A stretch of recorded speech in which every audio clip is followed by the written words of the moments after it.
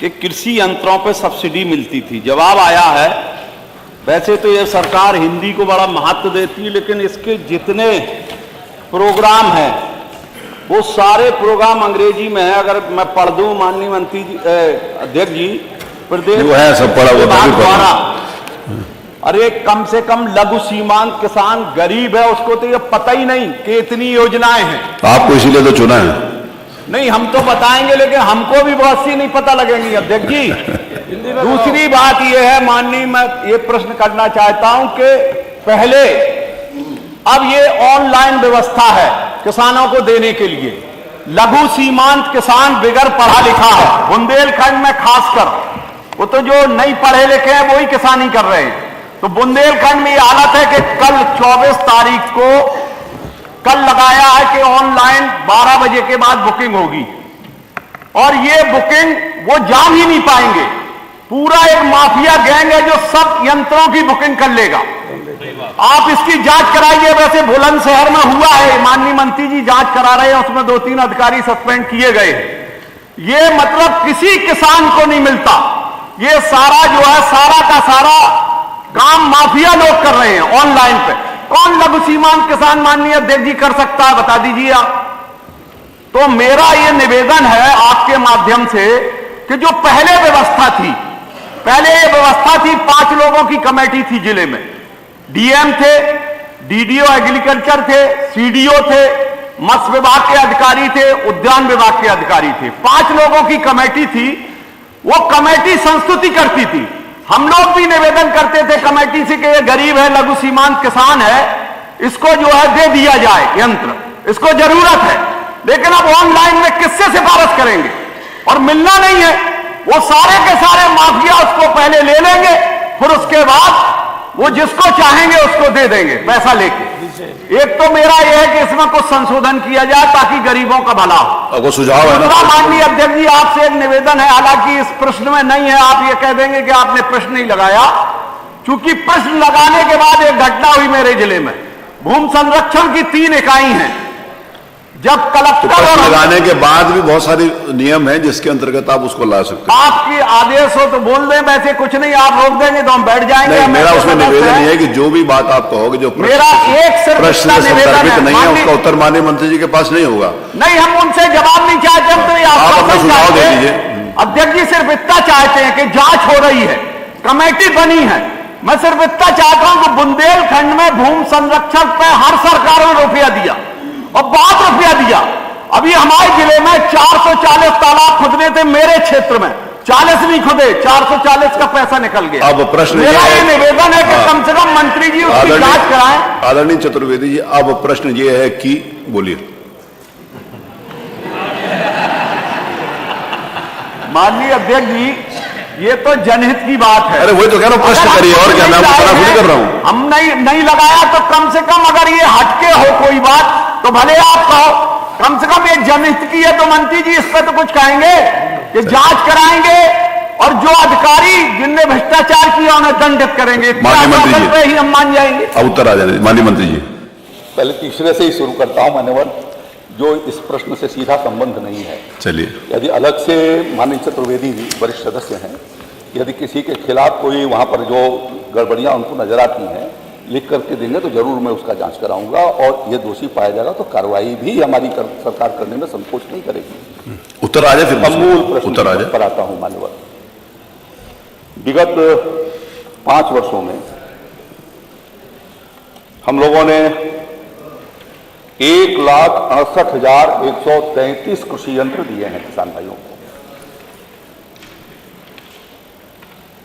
ये इतना बड़े पैमाने पर कृषि यंत्र पहुंचे हैं, वो ऑनलाइन सिस्टम की वजह से ही संभव हो सका है। और जो आप कह रहे हैं, आज के अखबार में खासतौर पर जो बड़े अखबार हैं, जागरण, अमर उजाला, ऐसे सारे अखबारों के भीतर हमारा विज्ञापन छपा हुआ है। उन किसान भाइयों के लिए जो किसान भाई ऑनलाइन नहीं करना जानते हैं, वो जान जाएंगे तो अपने परिवार का कोई ऐसा परिवार नहीं है जिसके भीतर स्मार्टफोन नहीं रहता है, वो अपने फोन से ऑनलाइन उनको कर सकता है। यह आप सहमत होंगे कि इतने बड़े प्रदेश के भीतर जितनी हमारे पास रहती है पिछले 5 साल में हम लोगों ने 1289 करोड़ रुपए के कृषि यंत्रों पर अनुदान, 1289 करोड़ रुपए का अनुदान दिया है किसान भाइयों को। आपकी सरकार में यह संभव नहीं था। आप ही की सरकार में माफिया इसको कैप्चर कर लिया करते थे और ऑनलाइन के बाद यह आम किसानों तक पहुंचना शुरू हुआ है। यह योगी आदित्यनाथ जी की सरकार की देन है और इसी व्यवस्था, उसी ऑनलाइन सिस्टम से राज्य के भीतर 2 करोड़ 60 लाख किसानों को पीएम किसान सम्मान निधि का पैसा जा रहा है। उन सबको अब आधार कार्ड से जोड़ दिया गया है। इस बात की व्यवस्था कर दिया गया है कि यदि आप अपने परिवार के मोबाइल से अब नहीं डालेंगे तो किसी अन्य के मोबाइल से वो नहीं डाल जाए, या तो कॉमन सर्विस सेंटर से आप डाल सकेंगे या अपने परिवार के मोबाइल से डालेंगे। इसका वेरिफिकेशन होने के बाद ही आपको कृषि यंत्र मिल सकेगा। तो इसलिए आप इसमें अपने क्षेत्र के लोगों को बताइए कि कल आज निकला हुआ है विज्ञापन और उसके समय भी 12 बजे का दिया हुआ है कि 12 बजे से शुरू होगा पोर्टल। तो जब होगा तो उसमें अप्लाई करें। प्रश्न संख्या 4 डॉक्टर संग्राम सिंह, बताइए। 1 मिनट डॉक्टर संग्राम सिंह, एक सेकंड। मतलब संज्ञान रहे कि वो जांच लीपापोती ना हो। नहीं होगी, नहीं होगी। संग्राम सिंह जी जी। बहुत ही महत्वपूर्ण प्रश्न पर हमें बोलने का अवसर दिया। मान्यवर, आज देश में, प्रदेश में जातिवार जनगणना को लेकर के आंदोलित है और बहुत दिन हो गए।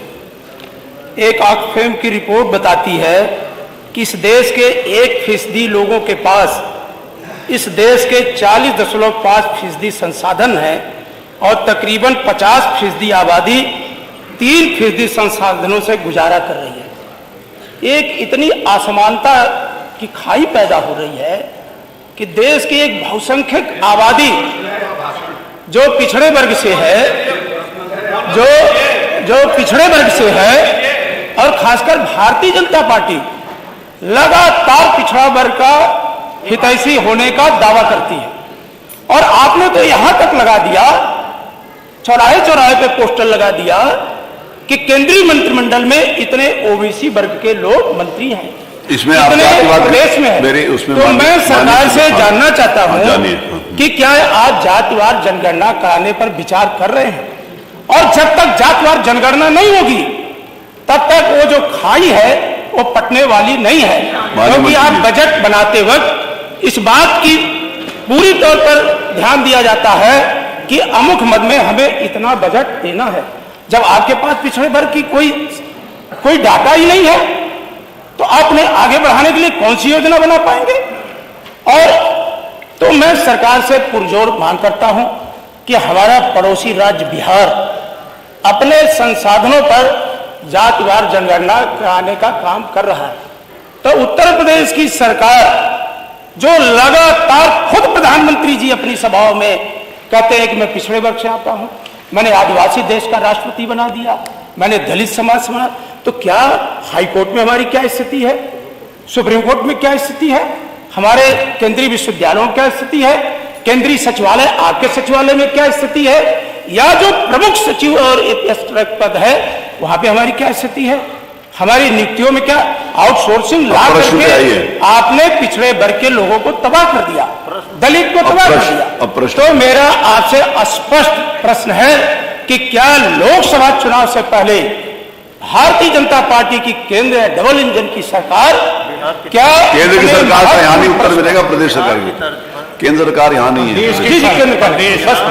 क्या उत्तर प्रदेश की भारतीय जनता पार्टी की सरकार बिहार की तर्ज पर उत्तर प्रदेश में जातिवार जनगणना करा करके क्या पिछड़े और दलित आदिवासी वर्ग को न्याय देने का काम करेगी? माननीय मंत्री जी, माननीय मंत्री जी, माननीय अध्यक्ष जी, जनगणना का काम ये भारतीय संविधान के अनुच्छेद 246 के अनुसार ये भारत सरकार का है और संघ सूची के क्रमांक 69 पर इस बात का उल्लेख है कि जनगणना भारत सरकार कराएगी। भारत सरकार ने जनगणना का एक मिनट उत्तर आने प्लीज। अधिनियम भी बना करके रखा है और उसकी नियमावली भी बना करके रखी है। तदनुसार यह भारत सरकार के अधिकार क्षेत्र के भीतर आता है। उत्तर प्रदेश अब बहुत आगे निकल चुका है। हम उत्तर प्रदेश को रिवर्स बिहार की तरफ नहीं पहुंचाना चाहते। बिहार में जिस तरीके का अराजकता है, जिस तरीके का भ्रष्टाचार है, नौकरियों के भीतर परिवारवाद है और यहां तक कि चारा खाने का काम जहां पर होता रहा है, उस तरफ उत्तर प्रदेश अब नहीं जाना चाहता है। उत्तर प्रदेश अपने तरीके से अपने राज्य को उत्तम प्रदेश बनाना चाहता है और हम सबका साथ, सबका विकास, सबका विश्वास और सबके प्रयास के आधार पर उत्तर प्रदेश को हम देश का सर्वोत्तम राज्य बनाना चाहते हैं। और इसलिए जो राज्य पिछड़ेपन के शिकार हैं, जो संकीर्णता के शिकार हैं, उस तरफ हम उत्तर प्रदेश को नहीं ले जाना चाहते। प्रश्न संख्या 6 श्री मनोज कुमार पांडे। नहीं, आपको मालूम है मैं अनुमति नहीं दूंगा। श्री मनोज पांडे, प्रश्न संख्या 6। प्रश्न नहीं, आप में अनुमति नहीं है। आपके महत्वपूर्ण प्रश्न नहीं, ये विषय आप अपना प्रश्न लगाते तो बात अलग है। उसके ऊपर प्रश्न आ गया, उसका उत्तर आ गया, उससे प्रदेश सरकार के बाद उसका उत्तर आ गया। आप संतुष्ट है कि नहीं है, ये इशू हो सकता है। नहीं, आपको अनुमति नहीं। प्रश्न संख्या 6 श्री मनोज पांडे जी, आप पूछना चाहते हैं? श्री मनोज पांडे, आप पूछना चाहते हैं? आगे बोलिए। मनोज पांडे जी, आप पूछना चाहते हैं? आपका प्रश्न संख्या 6 है। मैंने नहीं, ये महत्वपूर्ण प्रश्न है तो आप महत्वपूर्ण प्रश्न का उत्तर आ गया। देखिए उत्तर आ गया उसमें।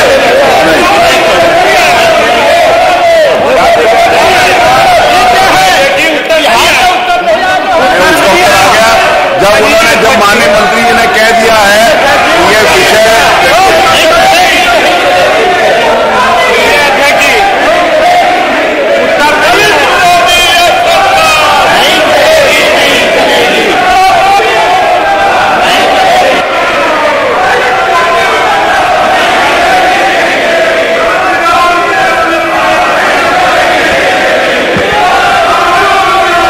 देखिए, मेरा आपसे निवेदन है कि अब आगे बहुत महत्वपूर्ण प्रश्न लगे हुए हैं जो कृषि विभाग से संबंधित हैं। श्री मनोज कुमार पांडे ने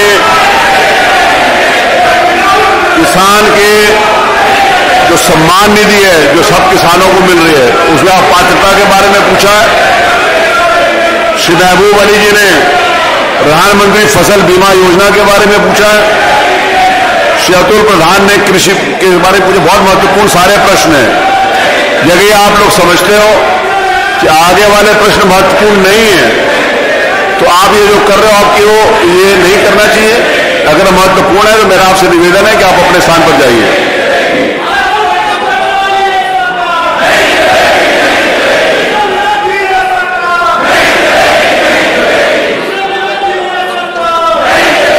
सब कुछ देखिए, राजनीतिक एजेंडा यहां पर नहीं चलेगा।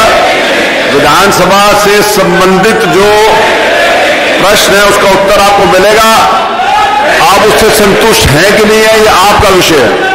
मंत्री जी का जो जवाब आया वो पूरी तरीके से उपयुक्त है, उसमें कुछ आना बाकी नहीं है। मेरा आपसे निवेदन है कि आप अपनी सीट पर जाइए।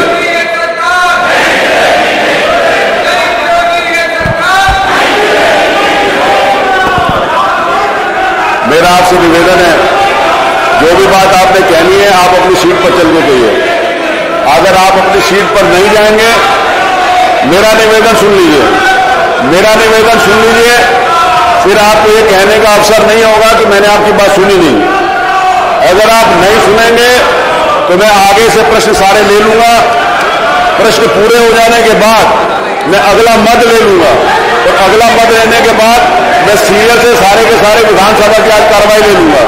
अगर आप लोग अपनी बात कहना चाहते हैं, अगर आप चाहते हो कि माननीय श्री अखिलेश यादव जी आज यहां पर बोलें तो मेरा आपसे निवेदन है कि आप अपनी सीट पर चले जाएं। नहीं तो मैं पूरा सूची ले लूंगा और जिन सदस्यों को बोलने का अवसर है आप उन सदस्यों के अधिकारों के ऊपर भी अतिक्रमण कर रहे हैं। आपको इस बात की इजाजत नहीं है, मैं इस बात की इजाजत आपको नहीं देता। आपको किसी भी विधानसभा के सारे सदस्यों को ऊपर बलात् कब्जा करने का अधिकार नहीं है। मेरा आपसे निवेदन है कि आप चले जाइए। मेरा विनम्र निवेदन है, मैं आपसे निवेदन करता हूं कि आप चले जाइए।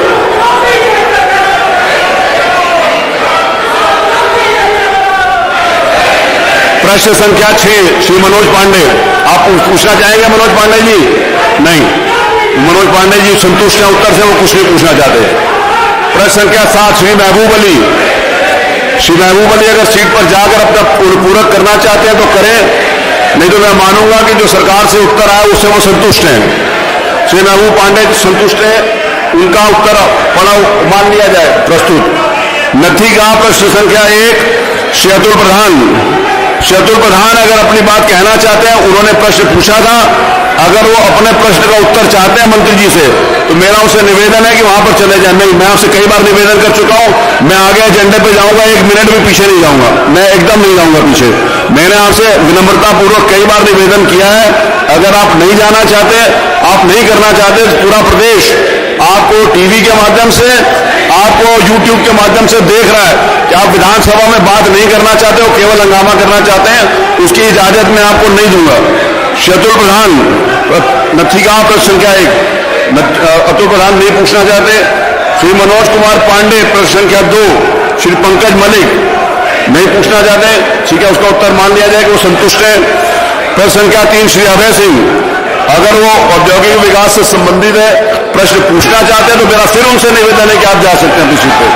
मेरा आपसे निवेदन है कि आप जाए सीट पे अपने बात कहें। चलिए, ये इससे भी संतुष्ट है श्री अभय जी, श्री विनोद चतुर्वेदी जी संतुष्ट है।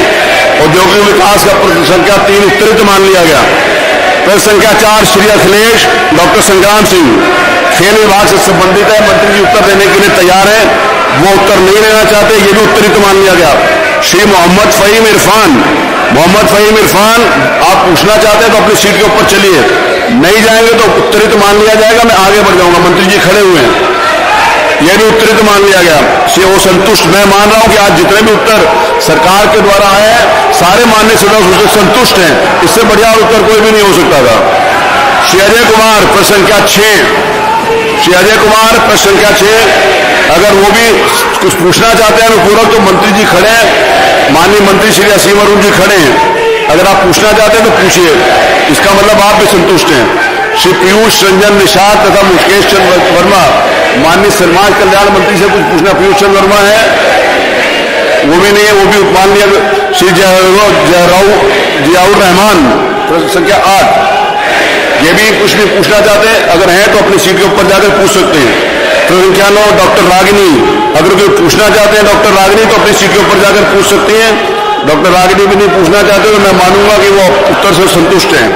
श्री तूफानी सरोज प्रश्न संख्या 10, वो भी अगर नहीं सुनना चाहते तो उनका भी प्रश्न उत्तरित मान लिया जाएगा। श्री पंकज तथा पल्लवी पटेल, श्री पल्लवी पटेल, श्रीमती पल्लवी पटेल, डॉक्टर पल्लवी पटेल, वो भी नहीं करना चाहते। प्रश्न संख्या 12 श्री बेचाई सरोज तथा श्री उमाशंकर जी, वो उनका प्रश्न उत्तरित मान लिया गया। श्रीमती मोना, नहीं, ये नहीं, ये मैं इस बात की इजाजत नहीं दूंगा, आप पूछिए, मोना जी पूछिए, आप मोना जी पूछिए। मोना देखिए, आप दूसरों के अधिकारों के ऊपर आपको अतिक्रमण नहीं करने दूंगा, पूछिए, मोना जी पूछिए। मेरा आपसे निवेदन है कि आप दूसरे के अधिकार को मुझे इंगित करना पड़ेगा और आप लोगों को बाहर जाने के लिए कहना पड़ेगा, अगर आप लोग जबरदस्ती करोगे तो। मैं उस प्रकार से विधानसभा नहीं चलाऊंगा जैसे आप चाहते हो, विधानसभा नियम के हिसाब से चलेगी, परंपराओं के हिसाब से चलेगी। उसके मोना जी आप प्रश्न पूछ सकते हैं। उमाशंकर 12 प्रश्न संख्या 12 उमाशंकर जी, आप पूछिए, आपको उत्तर आएगा, आप पूछिए। आपका सिर्फ उमाशंकर जी का माइक चालू होगा, बाकी सारे माइक बंद होंगे और सारे सब सुन सकेंगे, बोलने के लिए सिर्फ उमाशंकर जी का माइक चालू होगा, आप पूछिए। क्योंकि ये प्रश्न लाने का मेरा उद्देश्य ये था, पूछिए, आपको उत्तर मिलेगा पूरा। हम सुन रहे हैं, मंत्री जी भी सुन रहे हैं, मैं भी सुन रहा हूँ, पूछिए। माननीय मंत्री जी ने जवाब दिया है कि और वहां चलिए, मैं सुन वहां चलिए, माननीय शिवपाल जी चलिए, संस्थानों में माननीय शिवपाल जी प्रक्रिया बंद कर दी गई है, यार आपके खाते में आएगा, समझ लीजिए। अब आपको मेरा आपसे निवेदन है कि बात चलिए, वहां से मुझे पूछिए।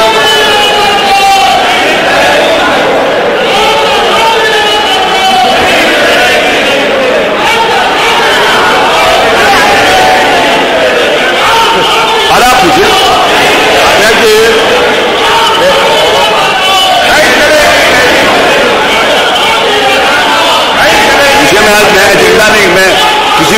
से सदन को स्थगित नहीं करूंगा, पूरा एजेंडा ले लूंगा। ये अध्यक्ष ये ठीक नहीं है, सदन को सुव्यवस्थित कराएं। ये ठीक नहीं अध्यक्ष जी, सदन को सुव्यवस्थित कराएं। अगर किसी खास लोगों की वजह से पूरे उत्तर प्रदेश जनहित जो मुद्दे हैं अगर वो नहीं आ पा रहे हैं तो यह माननीय अध्यक्ष जी यह आपका भी अधिकार क्षेत्र है कि सदन को सुव्यवस्थित। देखिए, जो इस प्रकार से मेरी मंशा थी, जो मेरा निवेदन सुन लीजिए, जो मेरी मंशा विधानसभा के सत्र को चलाने की थी, जिस प्रकार से आप सब लोगों का सहयोग था, उससे मेरे को लग रहा था कि विपक्ष भी सरकार के जो विषय है उनके ऊपर अपने सुझाव दे सकता है, आलोचना कर सकता है, संतुष्ट नहीं है तो उसके ऊपर प्रश्न कर सकता है। ये विपक्ष का अधिकार है, लेकिन मुझे लगता है कि विपक्ष अपने उन अधिकारियों से भाग रहा है और सरकार के उत्तर को सुनने के लिए तैयार नहीं है। मैंने ये निर्णय किया था कि मैं किसी भी प्रकार से सदन को स्थगित नहीं करूंगा।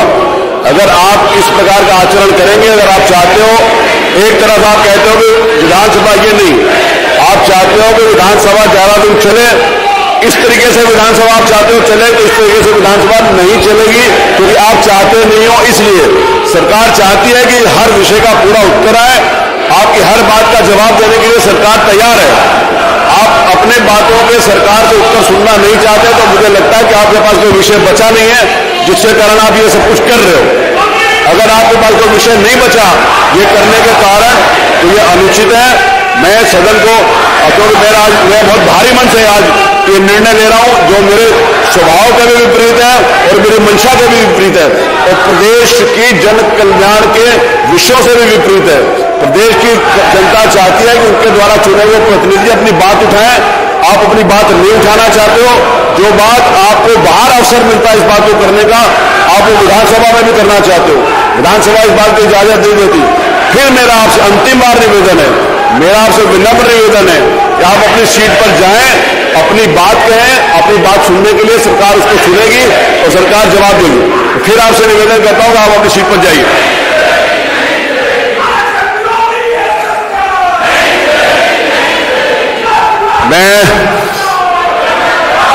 मेरे लिए बहुत कठिन समय है इस समय जो मैं बात कहने जा रहा हूं, लेकिन मैं नहीं कहना चाहता था, लेकिन हमारे माननीय सदस्यों ने मेरे को मजबूर किया इस बात को कहने के लिए। जो परंपरा थी विधानसभा के सत्रों के अंतर्गत चली कि विधानसभा 1 मिनट भी स्थगित नहीं हुई, मैं चाहता था कि मैं पूरा एजेंडा ले लूं, लेकिन सरकार की तरफ से ये कहा गया है कि नहीं, पूरा एजेंडा आना चाहिए और फिर हम एक अवसर देंगे कि आपको अपनी बात रखने का। मैं सदन को 15 मिनट के लिए स्थगित करता हूं।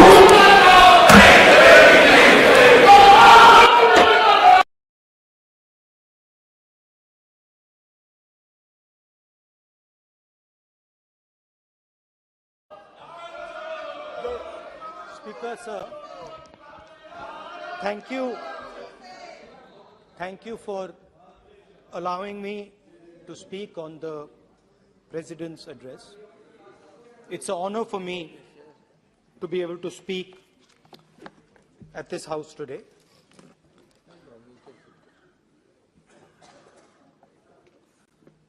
जैसे आप सबको मालूम है, पिछले 4 महीनों में हम भारत जोड़ो यात्रा कन्याकुमारी से लेकर कश्मीर तक हम पैदल चले।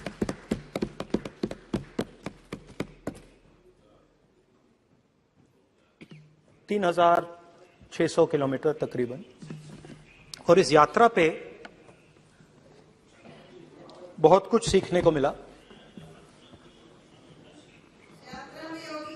बस बस बस बस कोई बात। इस यात्रा में बहुत कुछ सीखने को मिला और जो जनता की आवाज, हिंदुस्तान की आवाज है, उसको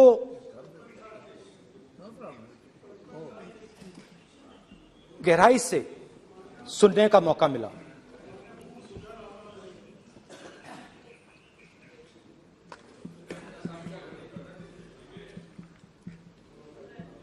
शुरुआत में, यात्रा की शुरुआत में मैंने सोचा था कि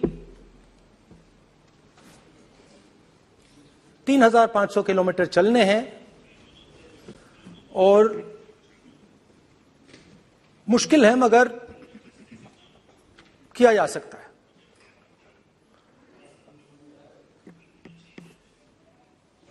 आप भी राजनेता हो, हम भी राजनेता हैं, हाँ सेवक कह लीजिए। और नॉर्मली आजकल की राजनीति में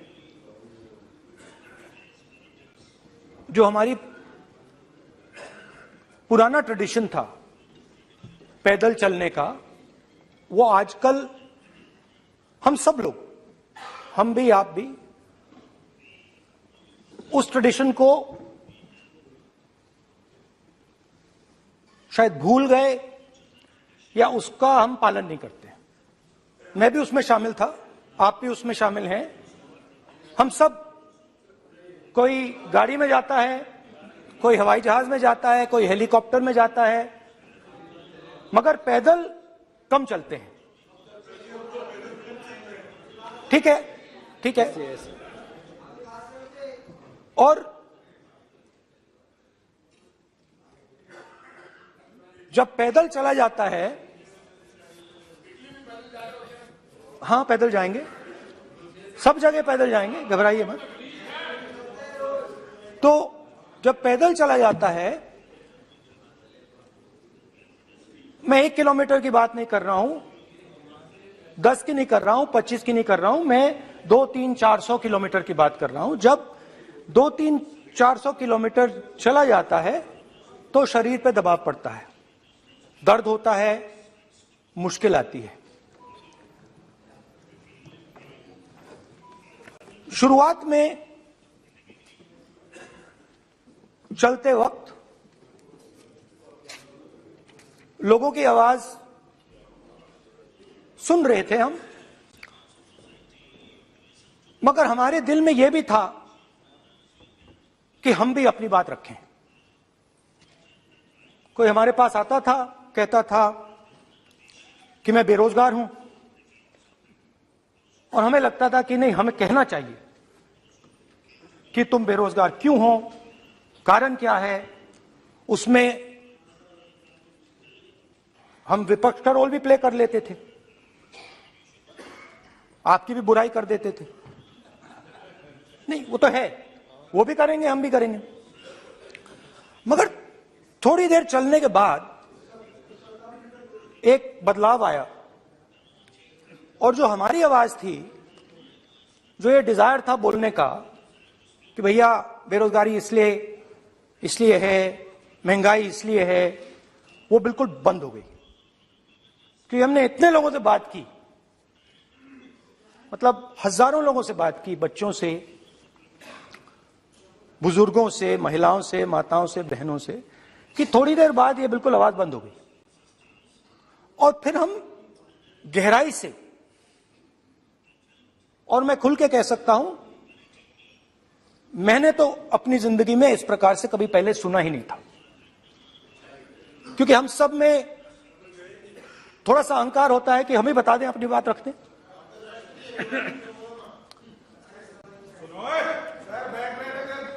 तो आस्ते आस्ते जब हम चले 500-600 किलोमीटर बाद, जनता की आवाज गहराई से सुनाई देने लगी, और एक प्रकार से यात्रा, इंडिविजुअल्स नहीं, यात्रा हमसे बोलने लगी। नहीं, गहरी बात है, समझ नहीं आएगा। आप समझने की कोशिश करो। यात्रा हमसे बोलने लगी। 200 किलोमीटर आप चलने की कोशिश करिए, पता चल जाएगा। और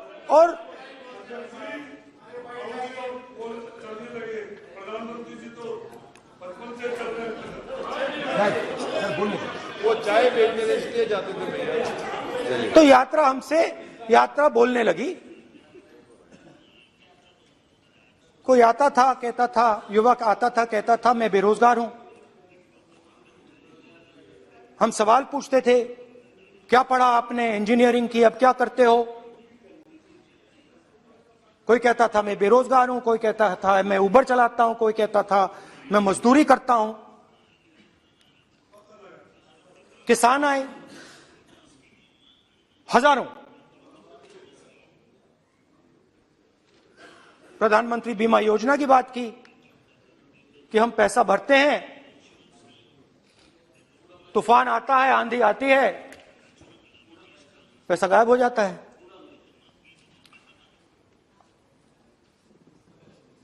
किसानों ने यह भी कहा कि हमारी जमीन छीन ली जाती है, हमें सही रेट नहीं मिलता। जमीन अधिग्रहण बिल जो था वो लागू नहीं होता। आदिवासियों ने कहा, वनवासियों ने नहीं, आदिवासियों ने, कि जो ट्राइबल बिल में हमें दिया जाता था वो आज छीना जा रहा है। तो बहुत सारी चीजें हमको सुनने को मिली, मगर मेन थ्रस्ट अगर मैं कहूं, मेन थ्रस्ट बेरोजगारी, महंगाई और किसान।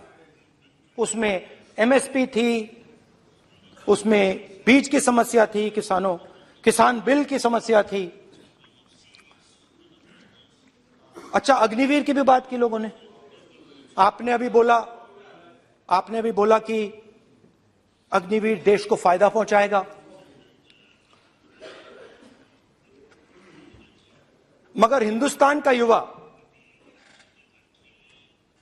जो 4 बजे दौड़ता है, आर्मी में भर्ती होने के लिए दौड़ता है, वो आपकी बात से सहमत नहीं है। उनने हमसे कहा कि पहले हमें 15 साल की सर्विस मिलती थी, पेंशन मिलती थी, अब 4 साल के बाद हमें निकाल दिया जाएगा, कुछ नहीं मिलेगा, पेंशन नहीं मिलेगी। सीनियर ऑफिसर्स ने कहा कि हमें तो लगता है कि ये जो अग्निवीर योजना है ये आर्मी के अंदर से नहीं आई, ये कहीं और से आई है, ये आरएसएस से आई है, होम मिनिस्ट्री से आई है। ये सीनियर आर्मी के लोगों ने कहा है, मैं नहीं कह रहा हूं, कि हमें लगता है कि ये आर्मी के ऊपर ये योजना थोपी गई है और ये आर्मी को कमजोर करेगी। आर्मी के जनरल्स ने हमें कहा, जो रिटायर्ड हैं, उन्होंने हमें कहा, राहुल जी, हजारों लोगों को हम हथियार की ट्रेनिंग दे रहे हैं और फिर थोड़ी देर बाद उनको समाज में डाल रहे हैं। बेरोजगारी है, समाज में हिंसा बढ़ेगी।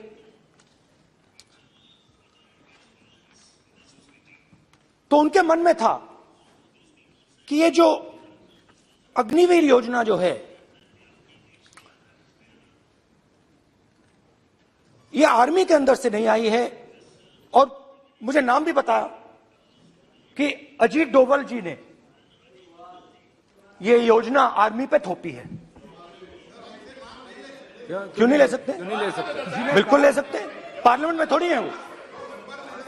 क्यों नहीं ले सकते? क्या बात कर रहे हैं सर? ये तर्क है, बाद में अडानी के लिए भी यही बोलने वाले हैं, फिर ये तर्क है इनका। तो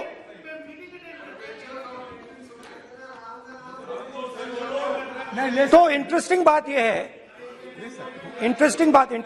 यह है कि मैंने फिर प्रेसिडेंट्स एड्रेस पढ़ा। देश के सब युवा अग्निवीर अग्निवीर अग्निवीर अग्निवीर बोल रहे हैं, कह रहे हैं कि ये आर्मी के ऊपर थोपा गया है, हमें नहीं चाहिए। आर्मी के लोग कह रहे हैं हमें नहीं चाहिए। जैसे मैंने कहा, आर्मी को लगता है कि होम मिनिस्ट्री ने इनके ऊपर थोपा है, आरएसएस ने ये उनके ऊपर थोपा है। तो ये आवाजें आ रही हैं। अब मैंने आपका बैठिए, अब बैठिए,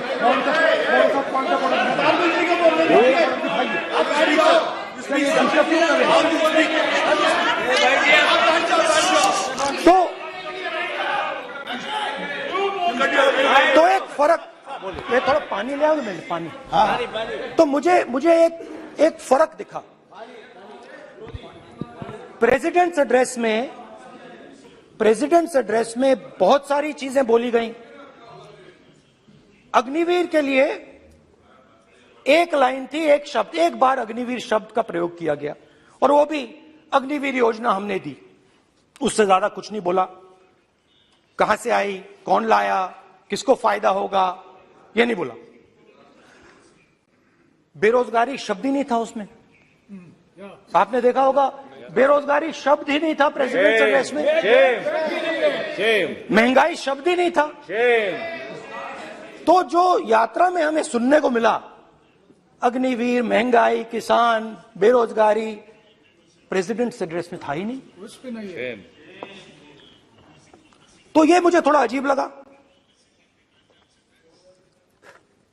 कि जनता कुछ कह रही है और प्रेसिडेंट एड्रेस में कुछ और सुनाई दे रहा है। अच्छा, एक और चीज हमें बताई गई। तमिलनाडु से लेकर केरला, महाराष्ट्र, मध्य प्रदेश, सब जगह एक नाम सब जगह हमें सुनने को मिला, अदानी। ये नाम पूरे हिंदुस्तान में, केरल में, तमिलनाडु में, महाराष्ट्र, कर्नाटका, हिमाचल, कश्मीर, सब जगह अदानी अदानी अदानी अदानी अदानी।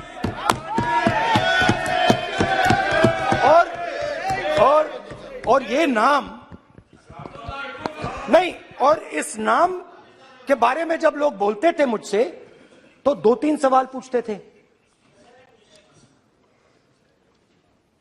ये पूछते थे कि ये जो अदानी जी हैं, ये किसी भी बिजनेस में घुस जाता है, ये सफलता प्राप्त कर जाता है, ये कभी फेल नहीं होता।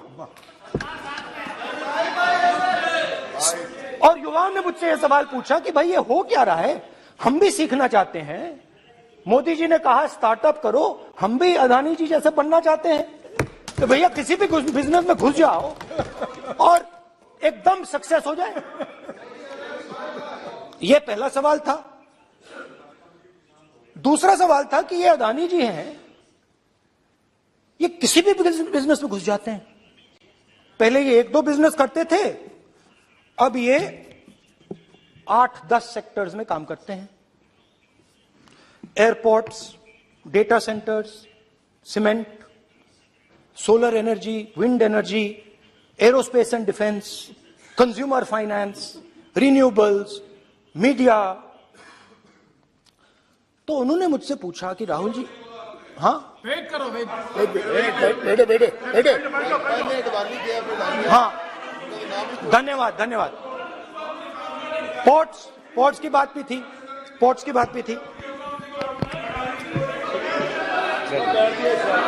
ये भी सवाल पूछा कि भैया एक बात बताइए, राहुल जी बताइए हमें कि अदानी जी का जो नेटवर्थ है वो 3 साल के अंदर, 2014 से लेकर 2022 तक ये $8 बिलियन से $140 बिलियन कैसे हो गया? कैसे हुआ?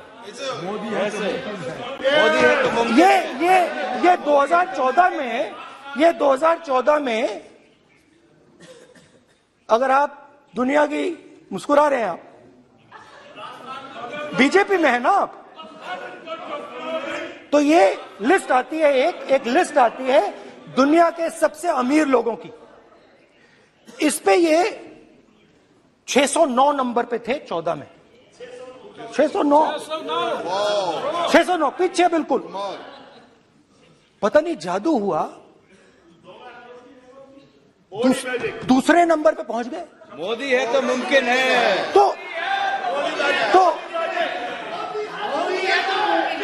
तो मुझसे पूछा यार, बहुत सारे लोगों ने पूछा कि भैया राहुल जी बताइए, हिमाचल में सेब की बात होती है, अदानी जी। कश्मीर में सेब की बात होती है, अदानी जी। पोर्ट्स की बात होती है, अदानी जी, एयरपोर्ट्स की बात होती है, अदानी जी, इंफ्रास्ट्रक्चर। अच्छा, हम सड़क पे चल रहे हैं, मैं पूछूं किसने बनाई? अदानी जी। तो लोगों ने यह भी पूछा कि राहुल जी, ये जो अदानी जी जो हैं, इनकी सफलता कैसे हुई? ये इतने बिजनेसेस में कैसे घुस गए? इतनी सफलता कैसे प्राप्त हुई? और सबसे जरूरी सवाल, इनका हिंदुस्तान के प्रधानमंत्री के साथ क्या रिश्ता है और कैसा नहीं? देश जानना चाहता है, तो देश जानना चाहता है। ये देखिए रिश्ता, ये देख लीजिए। प्लीज पोस्टर मान्य सदस्य, पब्लिक में सर, मान्य सदस्य पोस्टर नहीं, प्लीज पोस्टर नहीं,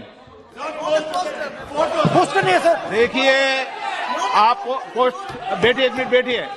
आप पोस्टरबाजी करेंगे तो इधर कहेंगे राजस्थान के मुख्यमंत्री का पोस्टर चुकाएंगे। पोस्टरबाजी के लिए सदन नहीं है। आप बात करें, पोस्टरबाजी नहीं। स्पीकर सर, आप वरिष्ठ सदस्य हैं, स्पीकर सर, तो पोस्टरबाजी उचित नहीं है। स्पीकर सर, पोस्टरबाजी उचित नहीं है, प्लीज। राजस्थान के मुख्यमंत्री, ये सच्चाई है। मीडिया, चलिए पोस्टर नहीं, प्लीज। वो लिख दे दो मुझे। हाँ, जस्ट राइट इट नीटली। तो नहीं स्पीकर सर, वो फोटो है सर, वो पोस्टर नहीं है। आप वरिष्ठ सदस्य हैं, प्राइम मिनिस्टर की फोटो है सर, उसमें बहुत उनका अच्छा चेहरा दिख रहा है। उनके वहां पे उनके पीछे अदानी का लोगो है, अदानी जी के हवाई जहाज में घुस रहे हैं। तो मैंने सोचा कि आज के प्रेसिडेंट्स एड्रेस में मैं थोड़ा जो नरेंद्र मोदी जी का और अदानी जी का रिश्ता है उसके बारे में आपको थोड़ा बता देता हूं। प्लीज प्लीज बताइए, तो वो आप बता देना।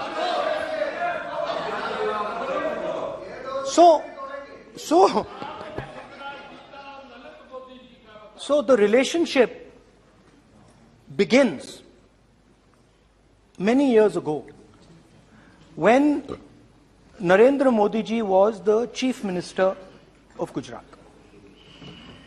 And when most of India's business was asking questions of the Prime Minister, was against the Prime Minister, one man stood shoulder to shoulder with the Prime Minister. He didn't back down. That's commendable. It's not a joke. He was loyal to the Prime Minister. And what did he do? He helped Mr. Modi construct the idea of resurgent Gujarat. Right? The idea that you bring these businessmen together, and you call it resurgent Gujarat, vibrant Gujarat, they're both. And he was the backbone in setting up that group of people. Okay? And the result of that was tremendous growth of his businesses in Gujarat. Expansion of his businesses. I think then the real magic starts. जब प्रधानमंत्री जी दिल्ली आते हैं और 2014 में असली जादू शुरू होता है। मैंने कहा कि 2014 में वो 609 नंबर पे थे, कुछ ही सालों में वो दूसरे नंबर पे पहुंच गए। कैसे पहुंचे? मैं आपको, बहुत सारी इंडस्ट्रीज में काम करते हैं, मैं आपको 2-3 इंडस्ट्रीज का उदाहरण दे देता हूं। एयरपोर्ट इंडस्ट्री की बात, एयरपोर्ट्स की बात करते हैं।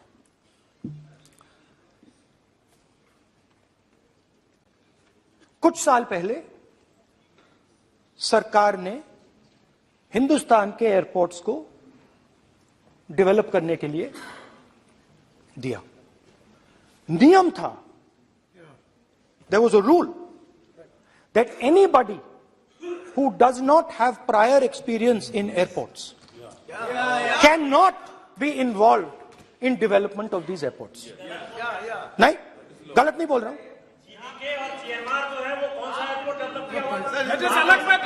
आप बैठ जाइए।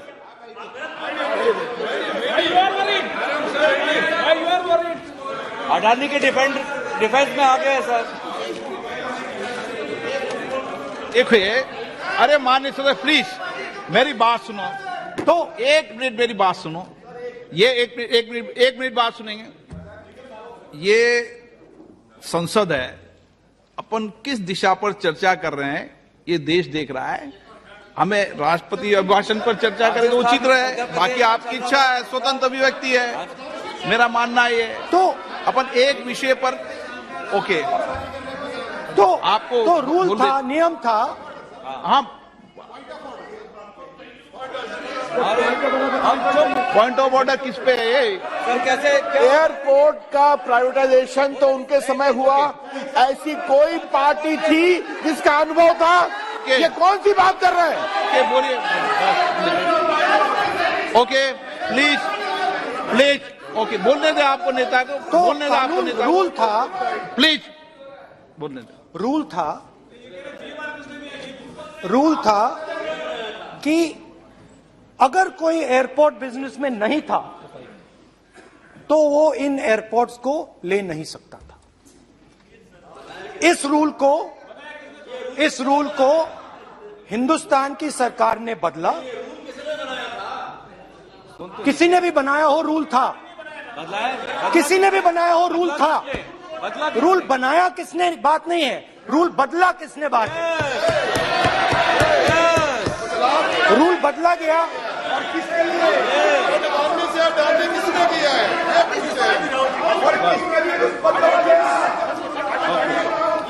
रूल बदला गया। सर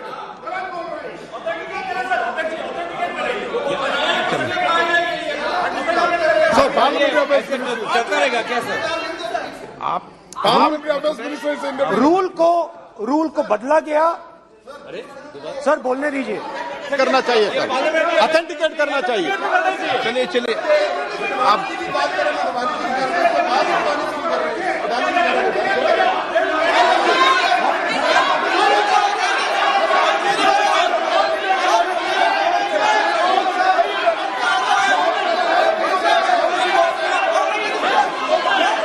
रूल बदला गया सर, ठीक है सर।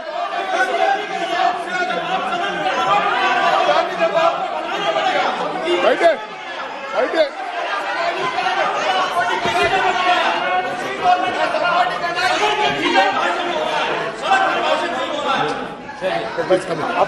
तो ये रूल बदला गया। उस समय मीडिया में इसके बारे में चर्चा हुई थी। रूल बदला गया और अदानी जी को 6 एयरपोर्ट्स दिए गए। उसके बाद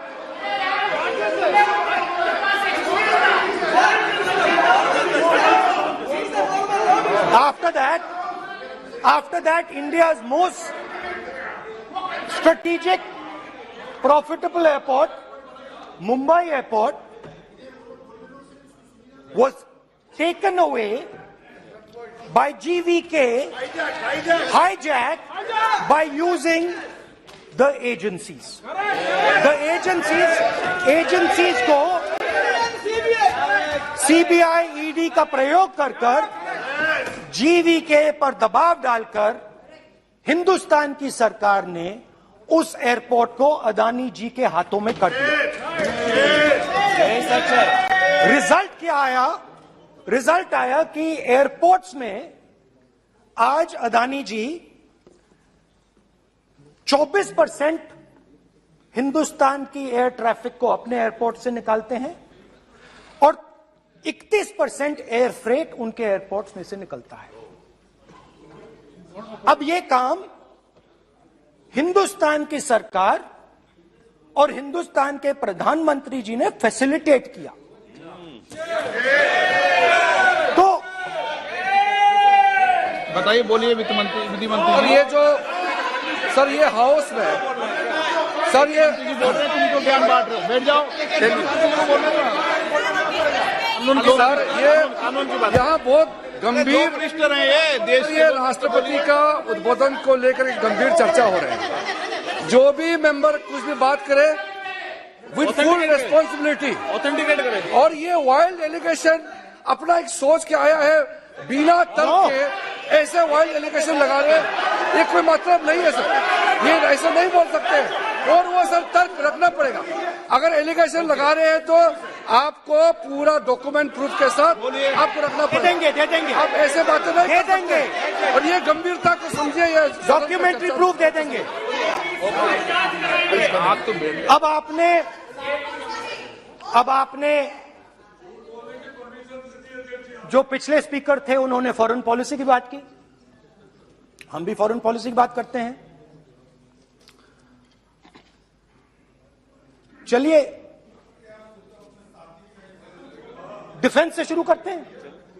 बहुत ऑप्शंस है, आप बताइए कहां से शुरू करें। बिजली, डिफेंस, बहुत ऑप्शंस है। Defence, let us start with defence. अब डिफेंस में अदानी जी का कोई एक्सपीरियंस नहीं था, जीरो एक्सपीरियंस। कल मैंने प्रधानमंत्री को एचएएल में देखा। प्रधानमंत्री जी ने कहा कि गलत आरोप लगाया, मगर रियलिटी तो यह है कि एचएएल का जो कॉन्ट्रैक्ट था 126 हवाई जहाजों का, वो अनिल अंबानी को चला गया और अनिल अंबानी बैंकरप्ट हो गया। वहां भी फैसिलिटेशन था। अब देखिए, और ये जो फ्यूचर एंटरप्रेन्योर्स हैं, जो बिजनेस स्कूल हैं, हार्वर्ड यूनिवर्सिटी जैसे स्कूल हैं, इनको इसका केस स्टडी, इसकी केस स्टडी बनानी चाहिए, शायद बने। How to use government power to build individual businesses, case study.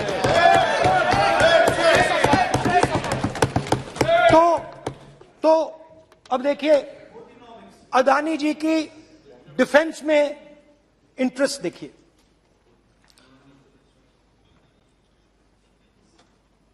Elbit company के साथ हिंदुस्तान में अदानी जी ड्रोन्स बनाते हैं। ड्रोन्स को हिंदुस्तान की एयरफोर्स, आर्मी, नेवी के लिए रीफिट करते हैं। अदानी जी ने यह काम कभी नहीं किया है पहले। एचएएल यह काम करती है। हिंदुस्तान में और भी कंपनीज हैं जो ये काम करती हैं, मगर प्रधानमंत्री जी इजराइल जाते हैं और उसके एकदम बाद अदानी जी को ये कॉन्ट्रैक्ट मिल जाता है, मगर एक नहीं मिलता। ये मत सोचिए कि ये सिर्फ एक कंपनी की बात हो रही है, ये इंडस्ट्रीज की बात होती है यहां पे। जैसे मैंने आपको दिखाया, एयरपोर्ट का पूरा सिस्टम उठा के ले गए, 30% मार्केट शेयर एयरपोर्ट में ले गए, वैसे ही डिफेंस में करा। तो 4 डिफेंस की इनके पास कंपनीज हैं। यह काम इन्होंने कभी नहीं किया। स्मॉल आर्म्स, जिसमें टवॉर है जो हमारी स्पेशल फोर्सेस यूज करती है, आर्मी यूज करती है, जिसमें गलील स्नाइपर राइफल है, ये सब अदानी जी बनाते हैं। सीधा स्ट्रेट इजराइल में प्राइम मिनिस्टर जाते हैं, प्राइम मिनिस्टर के साथ वहां पे मतलब बीच में पैदल चलते हैं और फिर जादू से पीछे से इंडिया का फर्स्ट कॉम्प्रिहेंसिव एमआरओ मिल जाता है मेंटेनेंस के लिए, जहाजों के मेंटेनेंस के लिए। स्मॉल आर्म्स का बिजनेस मिल जाता है, इजरायली जो ड्रोन्स हैं उसका बिजनेस मिल जाता है। मतलब जो हिंदुस्तान और इजराइल का डिफेंस का रिश्ता है वो पूरा का पूरा अदानी जी के हाथ में चला जाता है, खत्म कहानी। हाँ, उसमें पेगासस भी है, तो पता नहीं वहां से क्या मतलब पेगासस कैसे आया, क्या हुआ, किसने दिया। अच्छा, एक और बड़ी इंटरेस्टिंग चीज है, एक कंपनी है अल्फा डिफेंस, जो डिफेंस इलेक्ट्रॉनिक्स का काम करती है, एवियोनिक्स का काम करती है, और बहुत स्ट्रेटेजिक कंपनी है, वो भी अदानी जी के हवाले कर दी गई, अदानी जी ने एक्वायर कर लिया। तो आपने देखा कि एयरपोर्ट्स का बिजनेस 30% मार्केट शेयर, हिंदुस्तान और इजराइल का जो वेपन्स का बिजनेस है 90% उठा के ले गए। एक विजिट फॉरेन पॉलिसी, ये है फॉरेन पॉलिसी। चलिए, अब मैंने आपको इजराइल की बात बताई, ऑस्ट्रेलिया चलते हैं। कोयला, ऑस्ट्रेलिया चलिए। ऑस्ट्रेलिया में अदानी जी जाके, नहीं क्यों? आप तो डिबेट करना चाहते थे, आप भी तो डिबेट करना चाहते थे। आपने बोला था कोई भी विषय पे डिबेट हो, तो हो गया डिबेट। अब क्यों डर रहे हो डिबेट से? अब क्यों डर रहे हो डिबेट से? क्यों डर रहे हो? जब हमने जेपीसी की मांग की, आपने बोला सदन में उठाओ। अब क्यों डर रहे हो? अब क्यों डर रहे हो? अब क्यों डर रहे हो? आप चर्चा से क्यों डर रहे हो? चर्चा से डर रहे हो आप?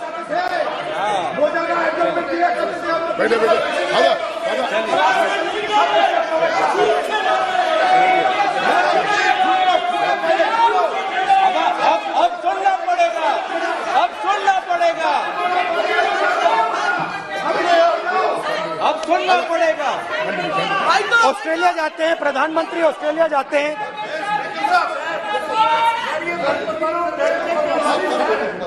प्रधानमंत्री ऑस्ट्रेलिया जाते हैं,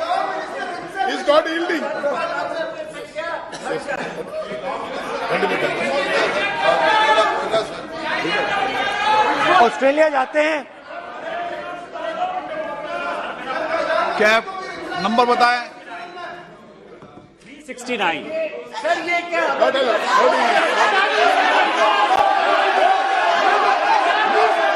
369 सर, ये कहता है सर, एक पेपर और document to be laid on the table shall be duly authenticated by the member presenting. देखिए पूरा सरकार इन्होंने सर, मैं इनको चैलेंज करता हूं कि जीएमआर और जीबी के उसको कब एयरपोर्ट का जो है संचालन का अधिकार था और कौन सा रूल है वो कोर्ट करे सर।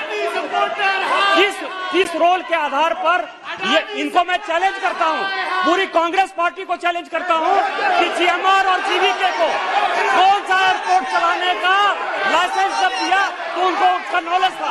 मैं चैलेंज करता हूं पूरी कांग्रेस पार्टी को। जब इन्होंने बिरला को बनाने का दिया, डालमिया को बनाने का दिया, टाटा को बनाने का दिया लाइसेंस, उस वक्त उनको कौन सा मोटर चलाने का अधिकार था सर? ये गलत बयानी कर रहे हैं। मेरा ये कहना है कि आप एलिगेशन प्रधानमंत्री को ऊपर लगा रहे हैं, आप पेपर दीजिए और कौन सा रूल भारत सरकार ने चेंज किया एयरपोर्ट में अडानी के लिए, वो ऑथेंटिकेट कीजिए, नहीं तो इस तरह की बात नहीं कर सकते हैं।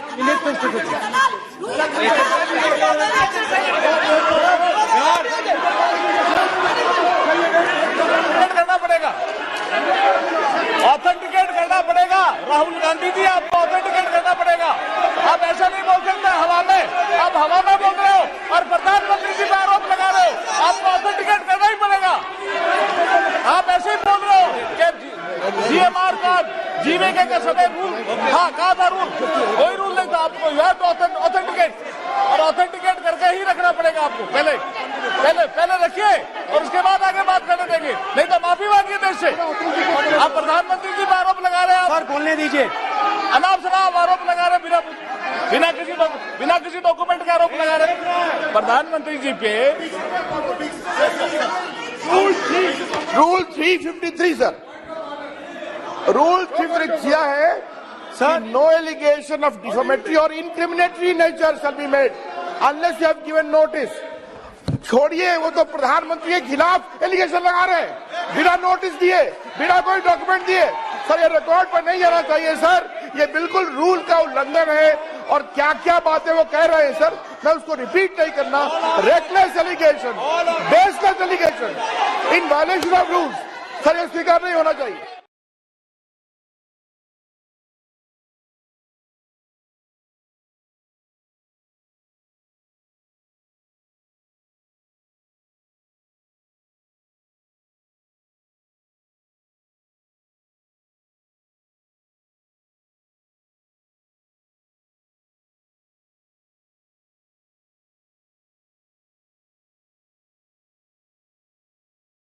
विषय पर सारी राष्ट्रपति की चर्चा लगाई, ये उचित है क्या? फिर आपको बोलना बोले नहीं स्पीकर गलत तरीका है।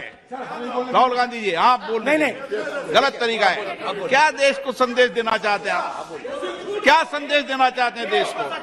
चलिए राहुल गांधी जी। ऑस्ट्रेलिया में प्रधानमंत्री जाते हैं। आप बोलिए सर, स्पीकर सर, प्रधानमंत्री जी ऑस्ट्रेलिया जाते हैं और जादू से state bank of India $1 billion loan Adani ji को ऑफर कर दिया। सर इसका भी डॉक्यूमेंट जरूरी है क्या, बताओ? मोदी जी आपका सरकार के पास है। Sadyr please. उसके बाद मैं उदाहरण दे रहा हूं, पूरी दुनिया में मोदी जी जाते हैं, घूमते हैं, तो मैं बता देता हूं क्या होता है वहां पे। बांग्लादेश में गए, हाँ काम पे ही जा रहे हैं, वही तो बोल रहा हूं, काम पे जा रहे हैं। बांग्लादेश जाते हैं, मोदी जी की पहली ट्रिप होती है बांग्लादेश में। वहां पे बांग्लादेश को इलेक्ट्रिसिटी बेचने का डिसीजन लिया जाता है। कुछ ही दिन बाद बांग्लादेश पावर डेवलपमेंट बोर्ड 25 साल का कॉन्ट्रैक्ट अदानी जी के साथ साइन कर देता है। 1500 मेगावाट इलेक्ट्रिसिटी का कॉन्ट्रैक्ट अदानी जी। चलिए वहां से श्रीलंका चलते हैं।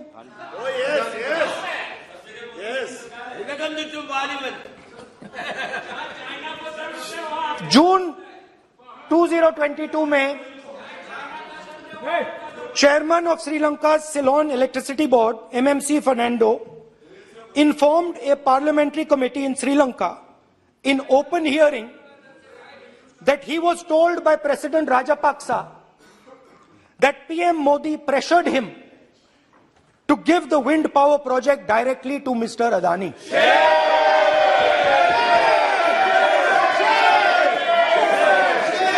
मतलब श्रीलंका इलेक्ट्रिसिटी बोर्ड के चेयरमैन कहते हैं कि उन्होंने राजापाक्सा जी ने कहा कि हिंदुस्तान के प्रधानमंत्री ने उनको कहा है कि ये विंड पावर का प्रोजेक्ट है, ये अदानी जी को देना है। तो ये रही आपकी फॉरेन पॉलिसी। ये हिंदुस्तान की फॉरेन पॉलिसी नहीं है, ये अदानी जी की फॉरेन पॉलिसी है, उनके बिजनेसेस बनाने की फॉरेन पॉलिसी है। अब यात्रा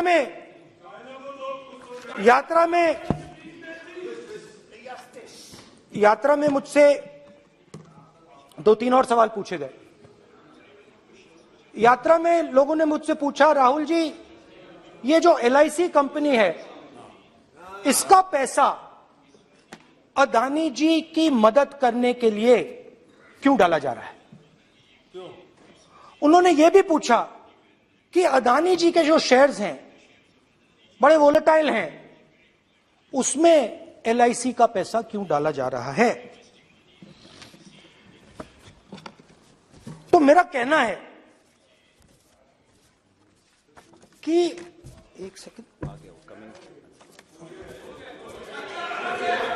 मेरा कहना है कि अदानी जी की मदद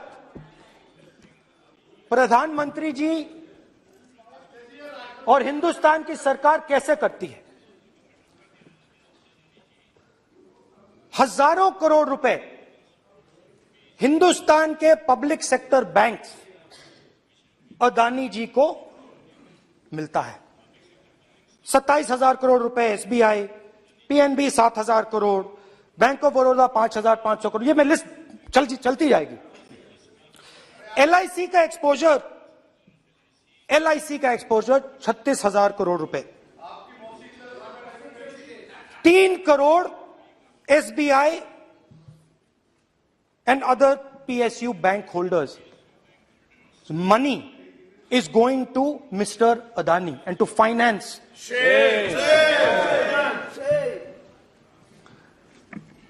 Now, of course, there is another question. तो मदद कैसे हो रही है? हिंदुस्तान के पब्लिक सेक्टर बैंक्स का पैसा, एलआईसी का पैसा नरेंद्र मोदी जी, अदानी जी को दिया जा रहा है। अगर कोई सामने खड़ा हो जाता है, जैसे जीवी के लोग खड़े हुए, ईडी, सीबीआई एजेंसीज आ जाती हैं, उनको परे कर देती हैं। तेलंगाना में भी एक पोर्ट का उदाहरण था, आंध्रा, सॉरी। मगर मेन सवाल और सबसे इंटरेस्टिंग सवाल दूसरा है। कुछ दिन पहले ये हिंडनबर्ग रिपोर्ट आई, उसमें लिखा था कि अदानी जी की हिंदुस्तान के बाहर शेल कंपनीज हैं। ये जो शेल कंपनीज हैं, सबसे पहला सवाल है, ये हैं किसकी? ये किसकी है मॉरिशस में जो शेल कंपनीज हैं?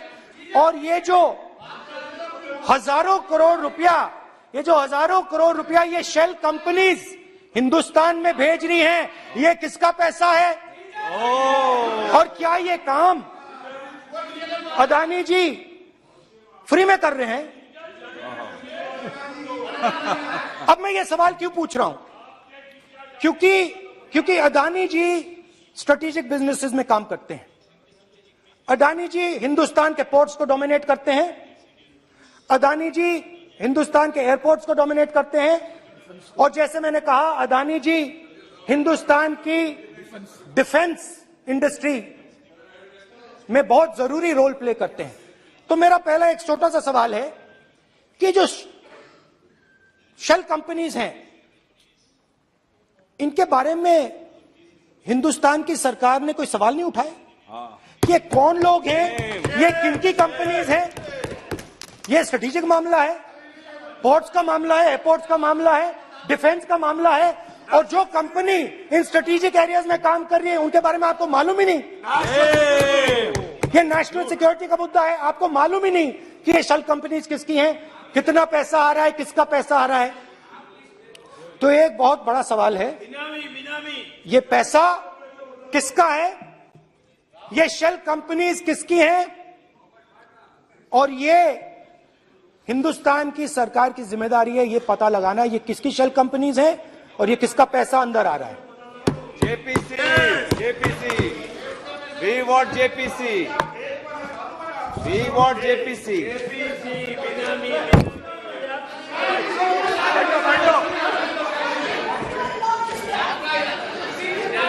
अच्छा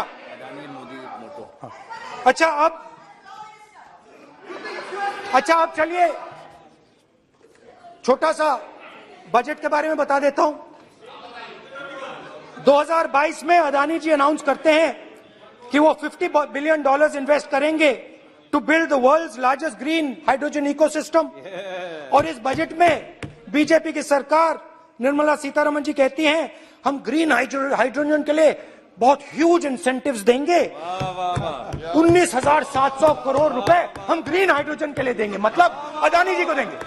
जुगलबंदी बजट में अदानी जी के लिए 50 नए airport, coastal shipping, horticulture, grain storage, ये सब काम आप कर रहे हैं।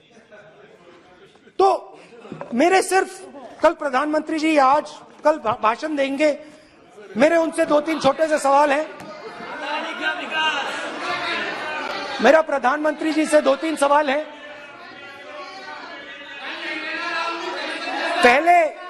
पहले अदानी जी के हवाई जहाज में मोदी जी जाते थे, अब मोदी जी के हवाई जहाज में अदानी जी जाते हैं। पहले लोकल मामला था, फिर नेशनल मामला हो गया, उसके बाद इंटरनेशनल मामला हो गया। अदानी जी के लिए बोरिस जॉनसन का बेटा काम करता है, आपको पता नहीं मालूम है या नहीं मालूम? भाई सॉरी, नहीं बेटा भी, भाई काम करता है। तो ये मामला पहले गुजरात का मामला था, फिर ये हिंदुस्तान का मामला हुआ, अब ये इंटरनेशनल मामला हो गया है। तो मेरा सवाल प्रधानमंत्री जी से, और सिंपल सवाल है, प्रधानमंत्री जी आपकी फॉरेन ट्रिप्स पे अदानी जी और आप कितनी बार एक साथ गए? Adani ji, how many times did you travel together with Adani ji? How many times did Adani ji join you later on a visit?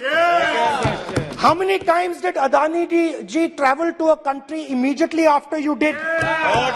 And in how many of these countries after you visited did Adani ji get a contract? Also an important question, जरूरी सवाल, अदानी जी ने BJP को पिछले 20 साल में कितने पैसे दिए हैं?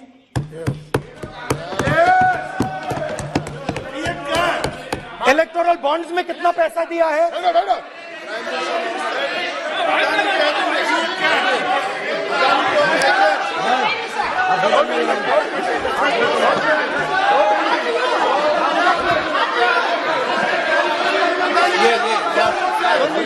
And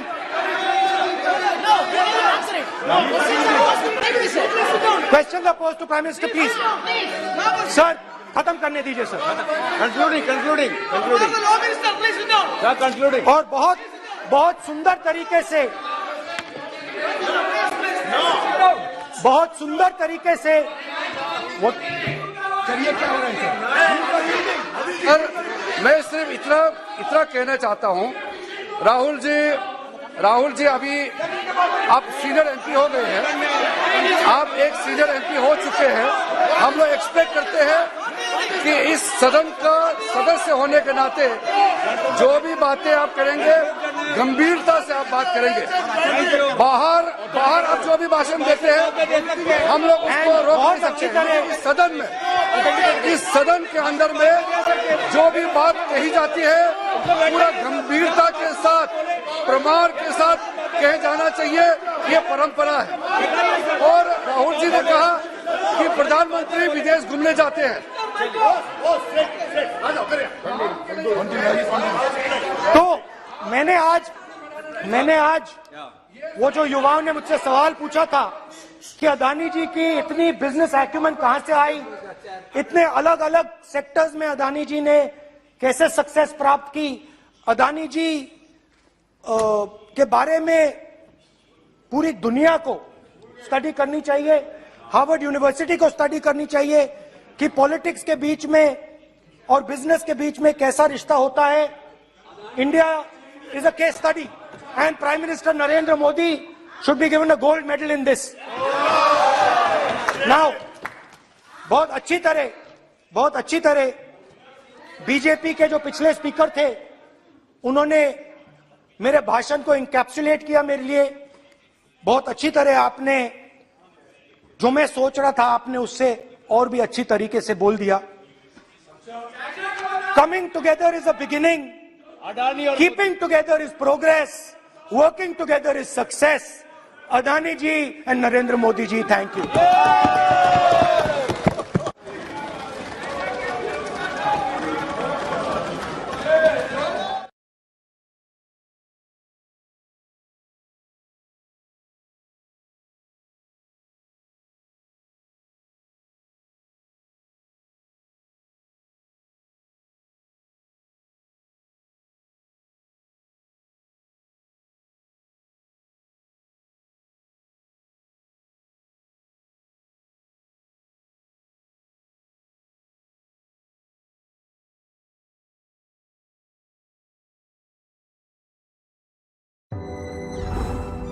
Do you know why I like to work in DLF Cyber City, Gurugram? I don't have to choose between breakfast and workout in the morning. I've got time and place for both.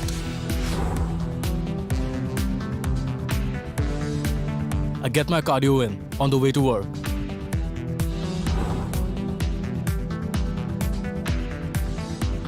My gym is right near my office.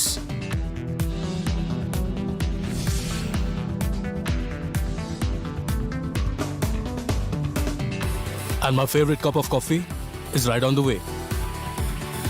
The future has a perfect work-life balance, and so do I.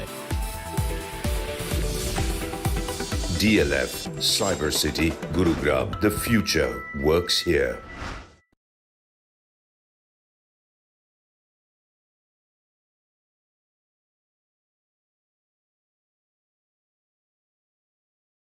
Hello and welcome. We've been hearing from the International Monetary Fund, we've been hearing from the World Bank, from chief economists about the prospects of global economic growth, and the Indian economic story.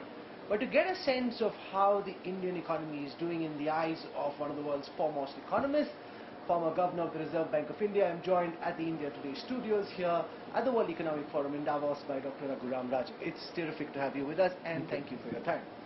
I want to start by asking you, in your individual capacity as a renowned academic, how you see the India story at this moment. Well, I think certainly growth this year, this fiscal year that's going to finish is spectacular, 7%. But you'll have to look at the details of that growth to feel comfortable. And what's happening there is that we grew fairly fast in the early part of the year, rebounding from the slow growth as a result of the pandemic. And if you look at the later part of the year, we've slowed down to about a 5% rate. And that's a worrying issue, because going forward, 5% may be even less because of the effects of the slowing global economy. We're already seeing our goods exports slowing down substantially. So I think we can't be complacent. Good year, but looking forward, we need to do more to get growth up to the place where we as a country can provide all the jobs we need. When I speak to economists who are currently in the government system in India, they say Raghuram Rajan was wrong. He said that the Indian economy, in the manner in which we dealt with the pandemic, would do much worse than it has. When you meet him, ask, does he accept that he was wrong? So how do you respond to this? Well, it depends on what your baseline is. From 2019 to 2022, how fast have we grown? 2.5% a year. Are you satisfied with 2.5%? If they are satisfied, I'm wrong. But relative to the rest of the world and the economic situation. So what you have to look at is how we're doing relative to our baseline. If you look at the US, back to its baseline growth. Look at India, 7% below the baseline according to JP Morgan. So yeah, we haven't gone back to where we were. 7% in terms of GDP is a huge number. And remember, that's repeated. So we have some catching up to do. I won't be as complacent as a government economist. In the data that is coming out of India at this moment, what is of greatest concern to you, Dr. Rajan? It's the lower middle class. I talk to business people, they say K-shaped recovery. Of course, there are people who say, oh, there's no K-shaped recovery. Big businesses doing really well. They paid down their debt during the pandemic. Banks, they've written off their bad loans. So banks and businesses ready to go.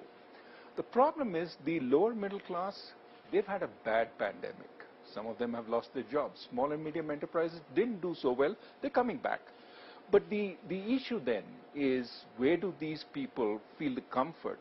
As you know, two-wheeler sales haven't done nearly as well as four-wheeler sales. Again, two-wheeler sales are coming back. But there's ways to go. And if you look at two-wheeler sales, they're back to 2013 levels. So there is some recovery needed. My worry is the lower middle class. That's where the anxiety is, the lack of jobs. You and the likes of, say, Professor Abhijit Banerjee were recommending more handouts to those at the bottom of the pyramid. The government held out against it, saying time will prove that we are right. It may still take some more time for the last word to be written, but in the way that things are, the government's assessment is, look at those countries that went out and spent much more than India did. They are far worse than we are right now. It's a very good question. The government did spend a fair amount at the bottom of the pyramid. So what we were seeing in the early part of the pandemic is you need to spend that money. They did. And they've continued it. Remember, the government food grain program is being extended by an additional year. The point is, there was a lot of suffering. There still is some suffering. Now, you can debate whether you could have ameliorated that. My sense is, if you look at government expenditure, some more could have been spent in that direction without necessarily breaking the budget. We were not saying go out and break the budget. It was transfer some payments from one side of the budget to another. Take, for example, how much we're spending on subsidizing big industry, the PLI payments, right? That's going to mount. It's not yet a big ticket item, but we have 2.5 lakh crores already budgeted for that. Is it having the desired result in terms of helping bring international investment to India? How would you gauge the effectiveness of That Russian is incentives? precisely the problem, right? That we don't have a good sense. What I get is, oh, Apple is coming in. Well, would Apple have come in regardless because of the fact that China now, everybody is looking for a China plus one or a China plus two strategy. We are an attractive country. We are a country with 1.4 billion people. We have a GDP of 3 trillion. So you will see people coming in. Is it more incremental?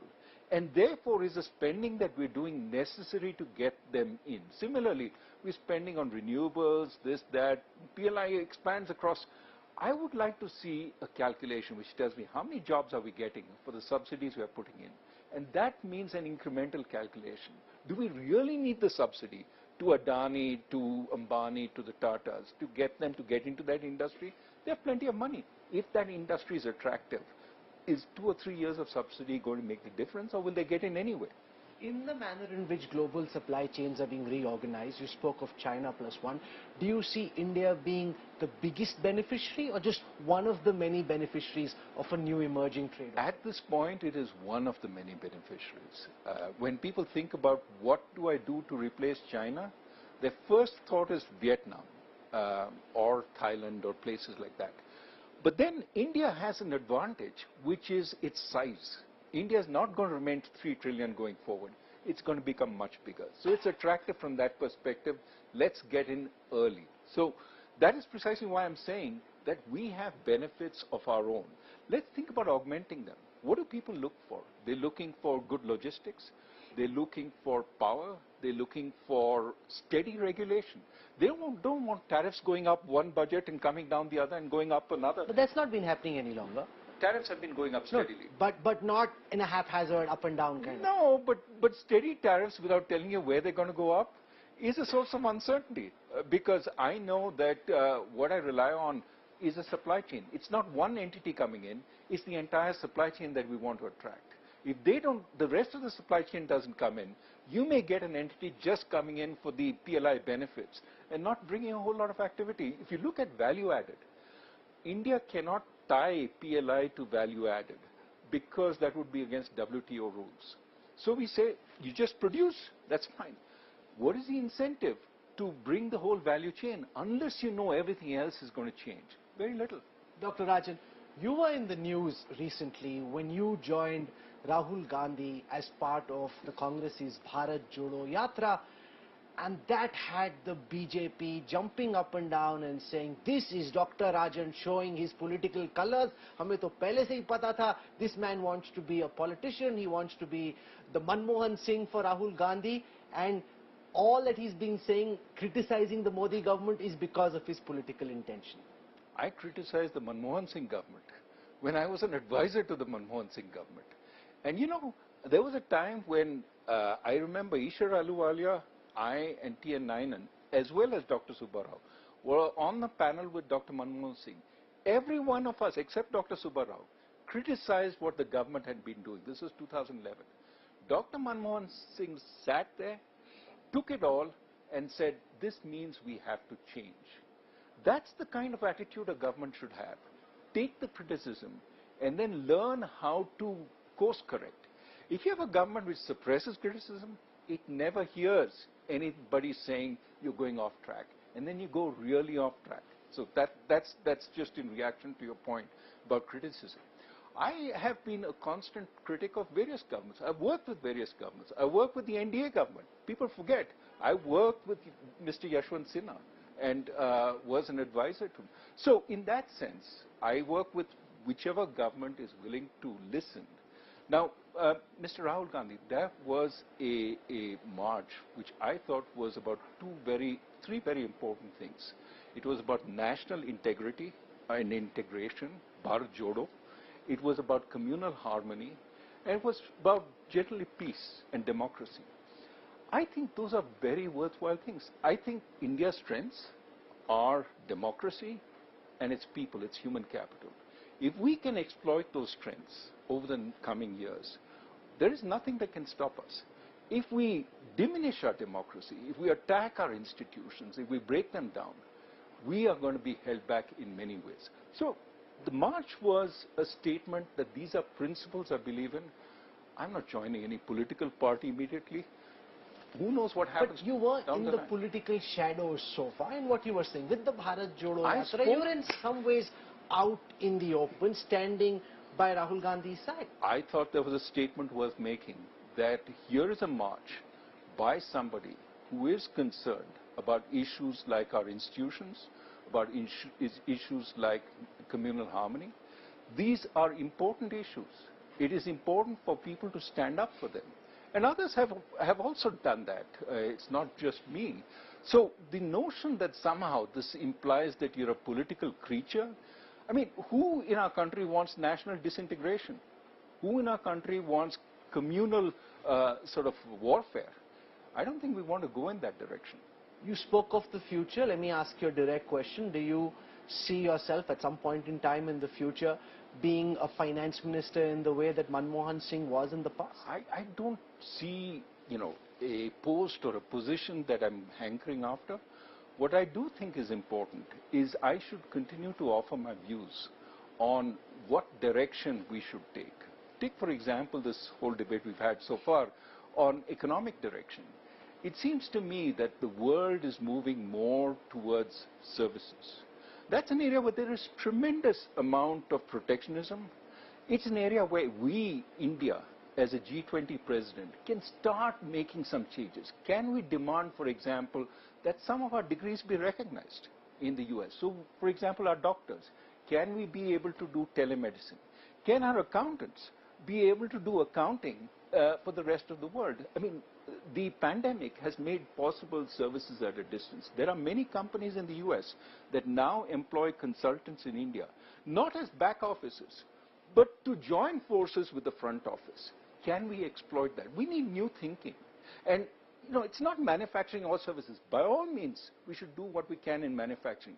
But we are pouring huge subsidies into manufacturing while neglecting the human capital in a sense of our people. We need to revitalize the schools. Lots of damage done by the pandemic for schooling. How do we bring people up? I work with the government of Tamil Nadu. That has a program to bring students back to school and to bring them back up to speed. Those are the things we need to be thinking about. How do we revive the strength of our people so that going forward we can be a big player? What's your assessment of the Modi government's handling of the Indian economy? What do you think they're doing right at this moment? Where do you think they're going terribly wrong? I think where the government works effectively is in areas like infrastructure, where the build out, for example, of roads is working quite well. It seems to me that we're not as good on the soft infrastructure point. For example, we already talked about the raising of tariffs. Well, if we are to be global players, we have to recognize that a tariff is not just preventing imports, but also preventing exports. But because that seems to be a global trend. The idea that everyone's putting up tariff trade barriers is not just happening in India, but part of a larger trend towards globalization. Those guys are already part of global supply chains. We are trying to make our way into global supply chains. If everybody else is jumping off the cliff, should we jump off the cliff? Why not instead take sensible decisions from the perspective of our economic situation? We want to be part of global supply chains. Global supply chains typically want low tariffs to bring the stuff in so that you don't produce everything, but you can bring some of the intermediate products in, send them out, bring them back in. That's the government says take electronics manufacturing for an example. Under the watch of the UPA, hardly anything was being produced in India. Now, not just are we producing for the Indian economy, but we'll also become an export center when it comes to mobile and a lot of electrics manufacturing. If you are subsidizing the final production of mobiles, find me one manufacturer who will not produce the final mobile in India, but will import a ton of parts. What is the value added that we are having in mobile manufacturing, and how much are we paying in subsidies relative to the number of jobs being created there? And finally, as we said, the China Plus One strategy, people are looking for alternatives. Would they come in without the big subsidy? Those are questions I have never heard anybody answer. Somehow it seems the only way we get mobile manufacturing in India is to subsidize that final output, pay 5,000 rupees per cell phone that is manufactured, or whatever the final number is, regardless of how much value is being added there. And from the government's perspective, they can counter-argue and say, we should do whatever we can to bring investment in, and if it involves giving production-linked incentives. Take, for example, how the United States at this moment has decided they want to be a semiconductor manufacturing hub. And they're realigning the industrial policy to ensure that companies move out of Taiwan, the dependence in China comes down, and semiconductor manufacturing comes to the United States. Right. They're pursuing their national interest and pushing the economic agenda. I am not saying we shouldn't pursue our national interest. I'm saying let's figure out what makes most sense for our national interest. Spending 10 billion in subsidies for a semiconductor plant, which is going to, employ 50, 100, maybe 1,000 workers at best. Is that a sensible use? Especially when the companies that are at this point lining up to get those subsidies have no record in semiconductor manufacturing. Instead, if you spend 10 billion on creating... But those are big industrial conglomerates who have the ability to create the wherewithal. It's hope and a prayer that they do it. Instead, if you spend 10 billion, we talked about resource use. If you spend that 10 billion on creating 10 top-class universities, 100, with 10 billion you can create 100 top-class universities. Give that money to some of our existing universities that need upgradation. Create fantastic scientific labs. You're going to see a flourishing in technological capabilities which far outweighs. But that's many years out into the future. How long do you think it's going to take for a semiconductor plant to come up? A couple of years, Vedanta could be up. Come to the frontier? No, it's going to produce run-of-the-mill semiconductors. But that's a chicken and egg situation in China as well. Now you're saying, when do we get to the frontier? Sure. 20 you years start somewhere, and as you manufacture previous generation semiconductors, you can move up the value chain and produce more cutting edge. China has been 10 years at it, nowhere near the frontier. So, the counter argument to that is that that's because they're a closed society which is not open to innovation. And if you see what's happened in the Indian startup sector, because it's a democracy, the chances of cutting edge innovation in India are higher than China, and China is not catching up because it's essentially a state-run society. China had a very vibrant private sector which was reaching the frontiers, certainly on services. We don't have a TikTok. They produced a TikTok. Alipay was at the frontier. So I won't dish China too much, but I agree with you that our democracy gives us strength in terms of innovation, if that is allowed. But we also need to spend on human capital. We need to have world-class universities. Our IITs are very good. Indian Institute of Science is very good, but they still, have difficulty figuring in the top few in the world. Tsinghua already figures in the top. Beijing is very close to the top. So we need to spend. And I am saying that by all means, open up to manufacturing. Don't need to subsidize it hugely. Build better logistics, but create better human capital. That's going to be true of services. That's going to be true of manufacturing. And for that, we need to spend on the capabilities of our people. You spend a lot of time with Rahul Gandhi on that yatra. A lot of people who are watching you at this time have had this image of Rahul Gandhi being some kind of a political pappu. He's trying to change that with the Bharat Jodo Yatra. What's your impression of the man? I think the image is unfortunate. I have spent many years, I should say close to a decade, interacting with him on various fronts. He is no way a pappu. That would be the last word I would use to describe him. What word would you use to describe him? He's a smart, no longer as young as he was, a smart, young, curious man. Does he have, sort of, on economics, is he going to be Nobel laureate quality? No, that's not what you expect from... He's got you? No, doesn't need to be I wouldn't say that I approach anywhere near there, but I think it's important to have a good sense of what the priorities are and a good sense of the basic risks and be able to evaluate them. And I think he's perfectly capable of doing that. Many would say he's unsuited for politics, that he just isn't cut for political life in the manner in which a Modi, Shah or a Yogi are? I'm not an expert. I can't comment on that. I think people are going to make their decision. What I think the Bharat Jodo Yatra shows is that he can actually set out to do something and do it in a very capable manner. So I think that's You're sitting in Chicago, but your heart seems to be more in Delhi. My heart is with India. It's always been with India. That's why I always retain my Indian citizenship. And I want India to succeed. I think that we have the chance of doing that. And I think with the right policies, there's nothing holding us back. Our youth are so impressive. I mean, you talked about the innovation, but I think it's not just our youth, it's the system. And that's why I'm so strongly in favor of preserving our system which allows space for every Indian, no matter what their religion, no matter what their beliefs. It allows a flourishing. And so trying to diminish that, trying to undercut our institutions, trying to muzzle the press, trying to muzzle criticism, that to me strikes me as the wrong way. You were RBI governor. When Dr. Shaktikanta Das was brought in, there was a lot of sniggering saying that here is a former bureaucrat.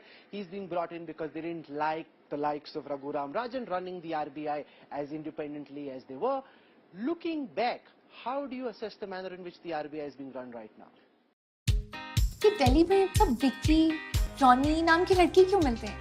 पर मान लो अगर तुम्हें उस इंसान के साथ first date में real वाला कनेक्शन हो गया, तब क्या करोगी?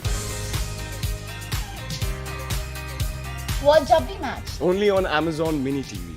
On your Amazon shopping app. वो भी बिल्कुल free. When challenges put you off, you put life back on. Full on.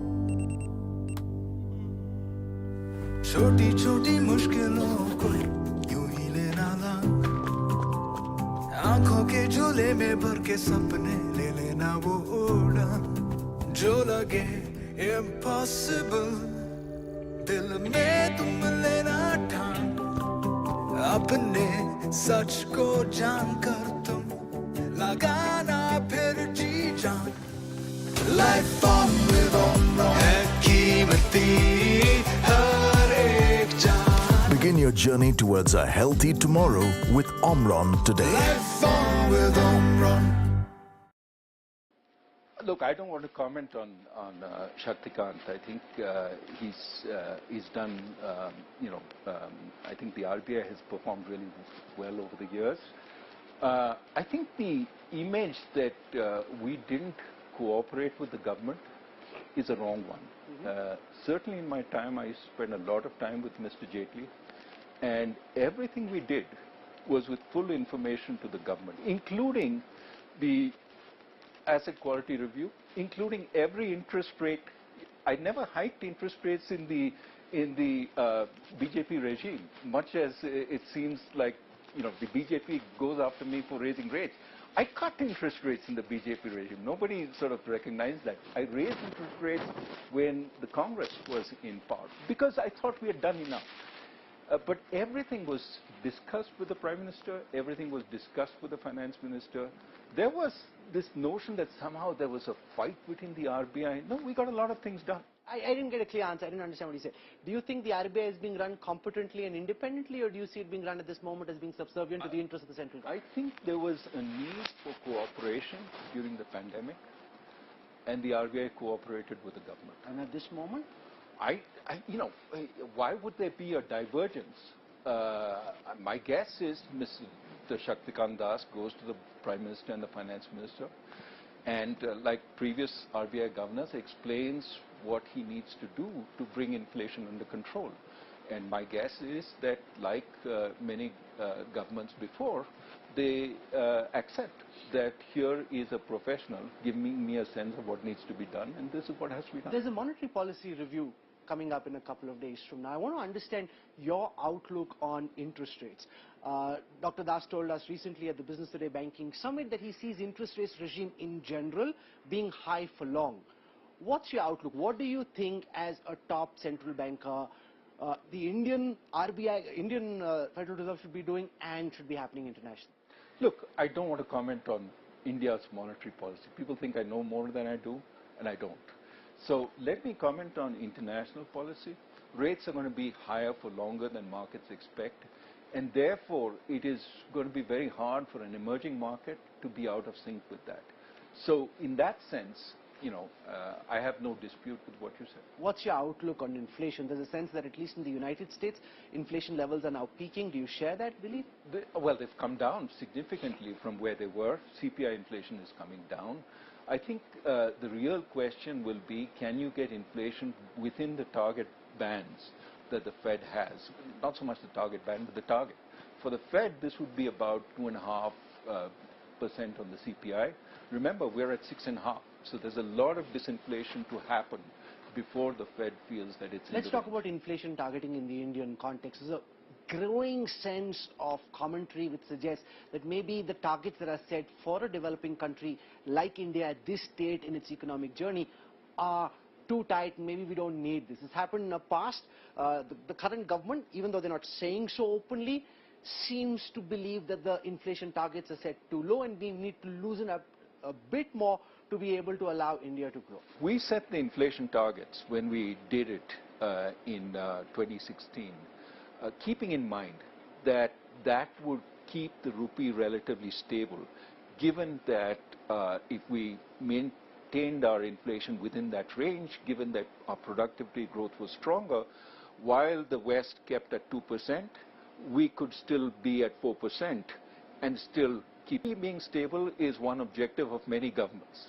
And therefore, I think moving away from the inflation target, you have to accept then that your nominal sort of currency versus the dollar or versus other currencies will continue depreciating.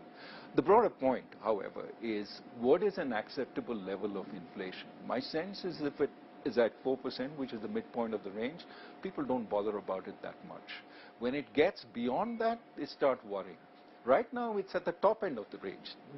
The RBI has had a fair amount of flexibility, but I think it recognizes that now it is probably time to bring it well within the range, then leave it at the top end. How concerned are you about the economic situation in Pakistan?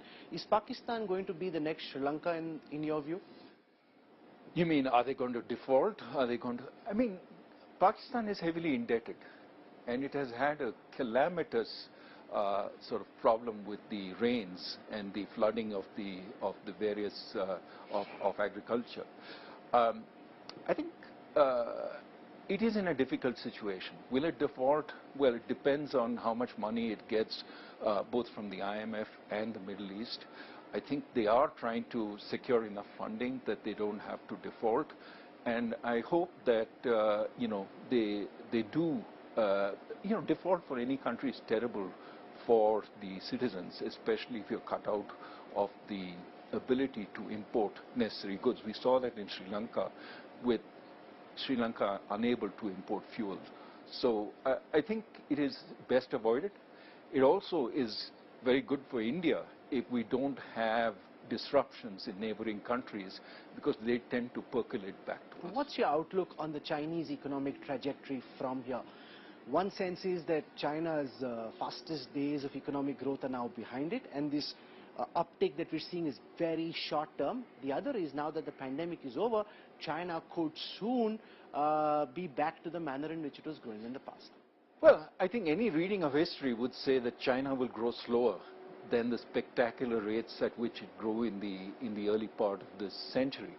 But I think there's a demographic reason also. We just saw that today. China, for the first time, slowed down in terms of growth. Its labor force will stop growing, and that will be an issue in Chinese growth going forward. So I think, those spectacular rates of growth out of the question. Rebound, yes.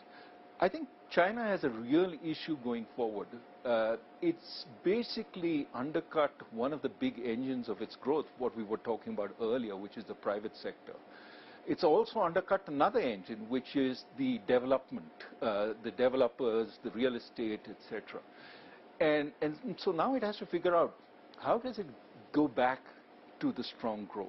And my sense is, without involving the private sector, it's not going to go back, because the state sector is far less innovative than the private sector. So how do you convince the private sector that you're not going to act against them arbitrarily in the future? That's something China has to think very carefully about. There is a concern that maybe because data isn't precise in China, that the economic situation is much worse than is projected. It already is bad, even the Chinese state admits that. How much worse could it be? What's the worst case scenario from a China perspective? Well, it's certainly bad because a lot of small enterprises haven't had business for some time. I mean, it's hard to gauge how much. But I think one of the lessons from the pandemic is rebound can happen. So I would suspect that with the pandemic behind them, once they're no longer fearful of opening up, once they know businesses are no longer fearful of closures at random, I think you will have much more confidence in that economy and you will see a rebound happening. How do you assess the future of the globalization project? Do you think the trend towards deglobalization will deepen and that is inevitable? Or do you see Xi possibly course correcting given the fact that there were protests and given the fact that they seem to be making some conciliatory noises recently? I think it's in China's interest to have a globalized world because it has benefited tremendously. They will try. The problem now, of course, is that the U.S. has turned against globalization, whether it's the Democrats or the Republicans. All this talk of friendshoring by somebody, Janet Yellen, who is, a very renowned economist, but also one of those who you would think would be pro-globalization. So I think the U.S. view is now, first, anti-globalization to some extent, but of course, very fearful of China. So whatever overtures are made, there still is a sense that long-term, as China rebounds and gets its act together, it's not going to be a friendly country. Before I conclude, there's a big budget coming up in a couple of days from now. If you were advising the Modi government still, what would you tell them to focus on? What would you like to see? No, I think India, I mean, obviously we're moving into an election year. I do think that the accent has to be on growth. How do we revitalize growth? Because next year growth is going to be harder.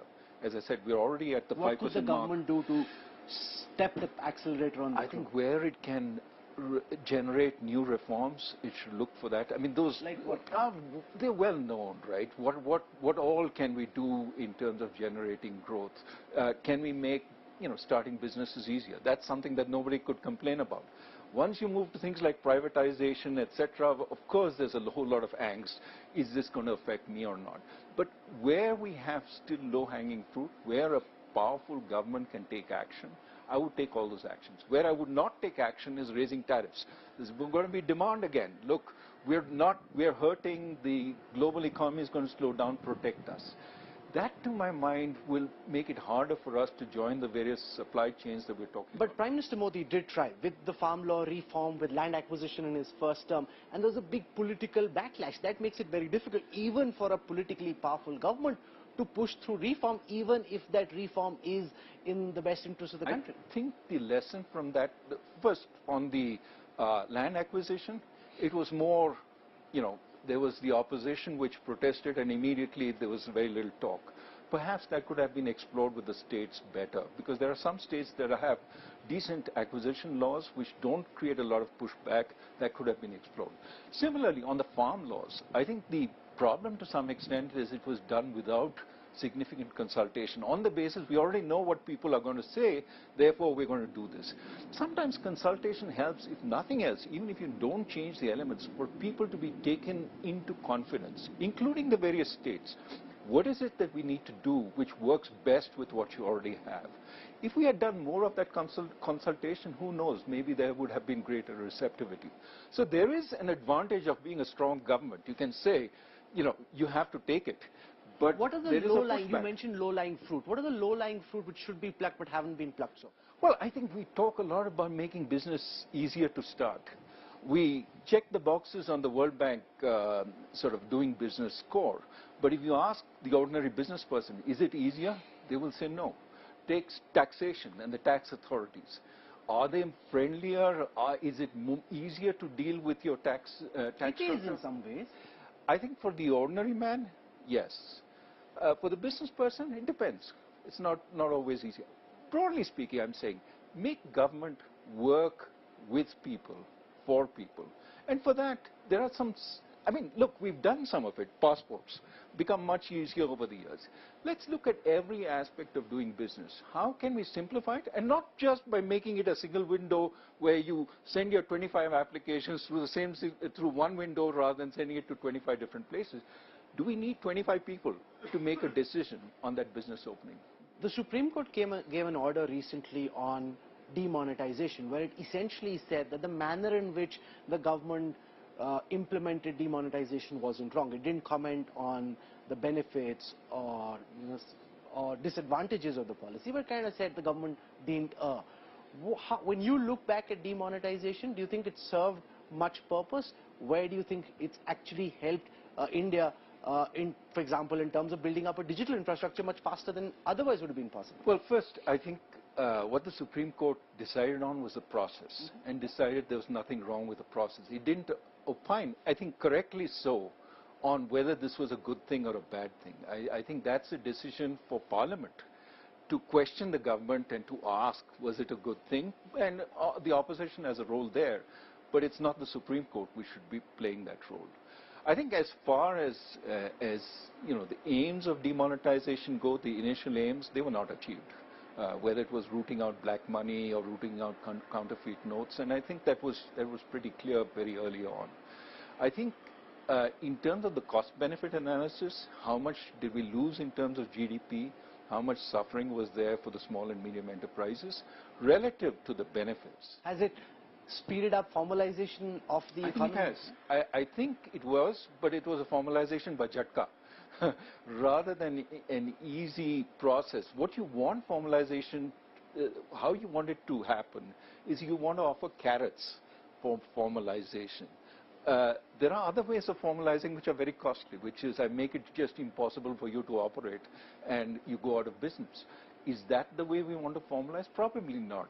Now, I think there has been, perhaps we look at digital payments and we see it take off.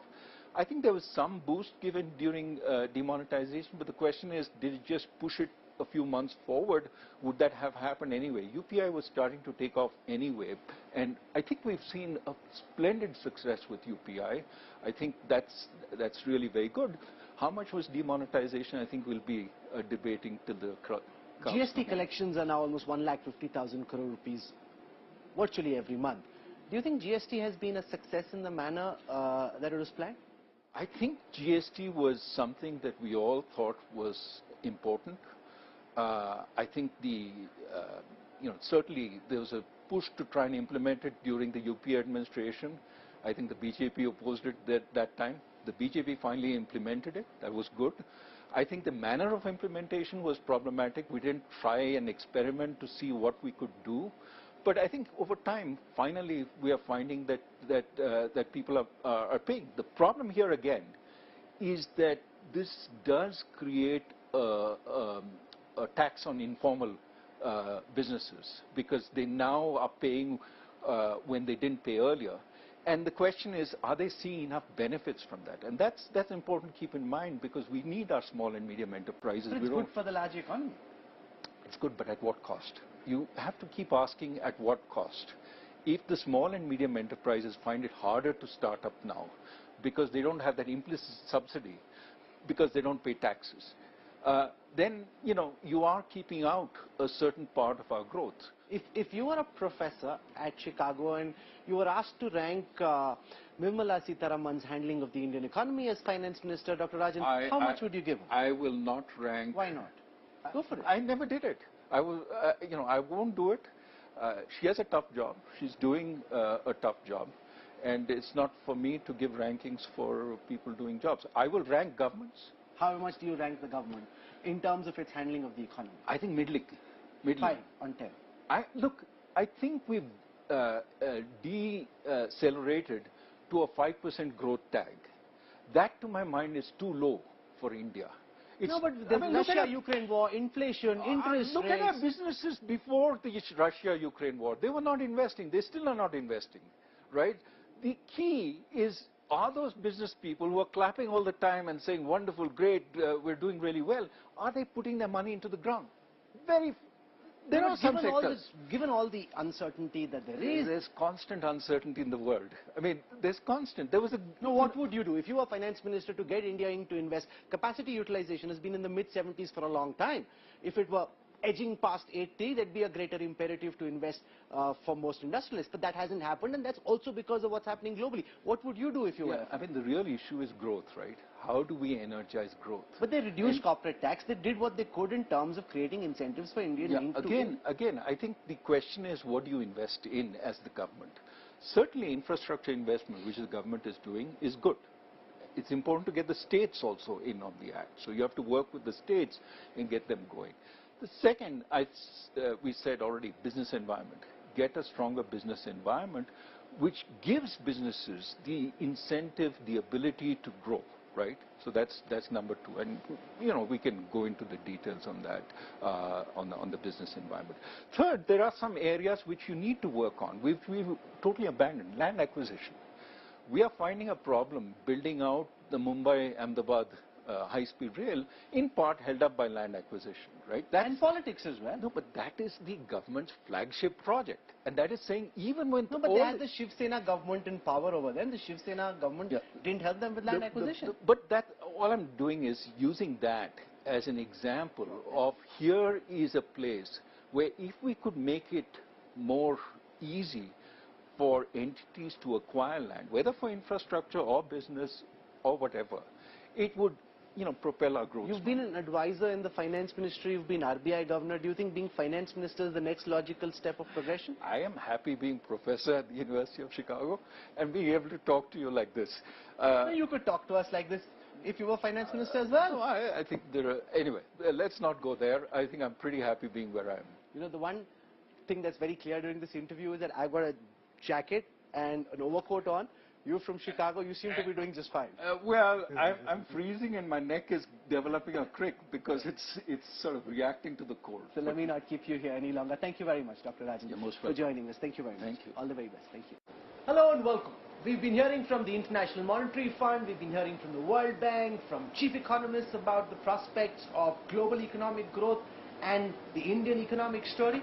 But to get a sense of how the Indian economy is doing in the eyes of one of the world's foremost economists, former Governor of the Reserve Bank of India, I'm joined at the India Today studios here at the World Economic Forum in Davos by Dr. Raghuram Rajan. It's terrific to have you with us and thank you for your time. I want to start by asking you, in your individual capacity as a renowned academic, how you see the India story at this moment.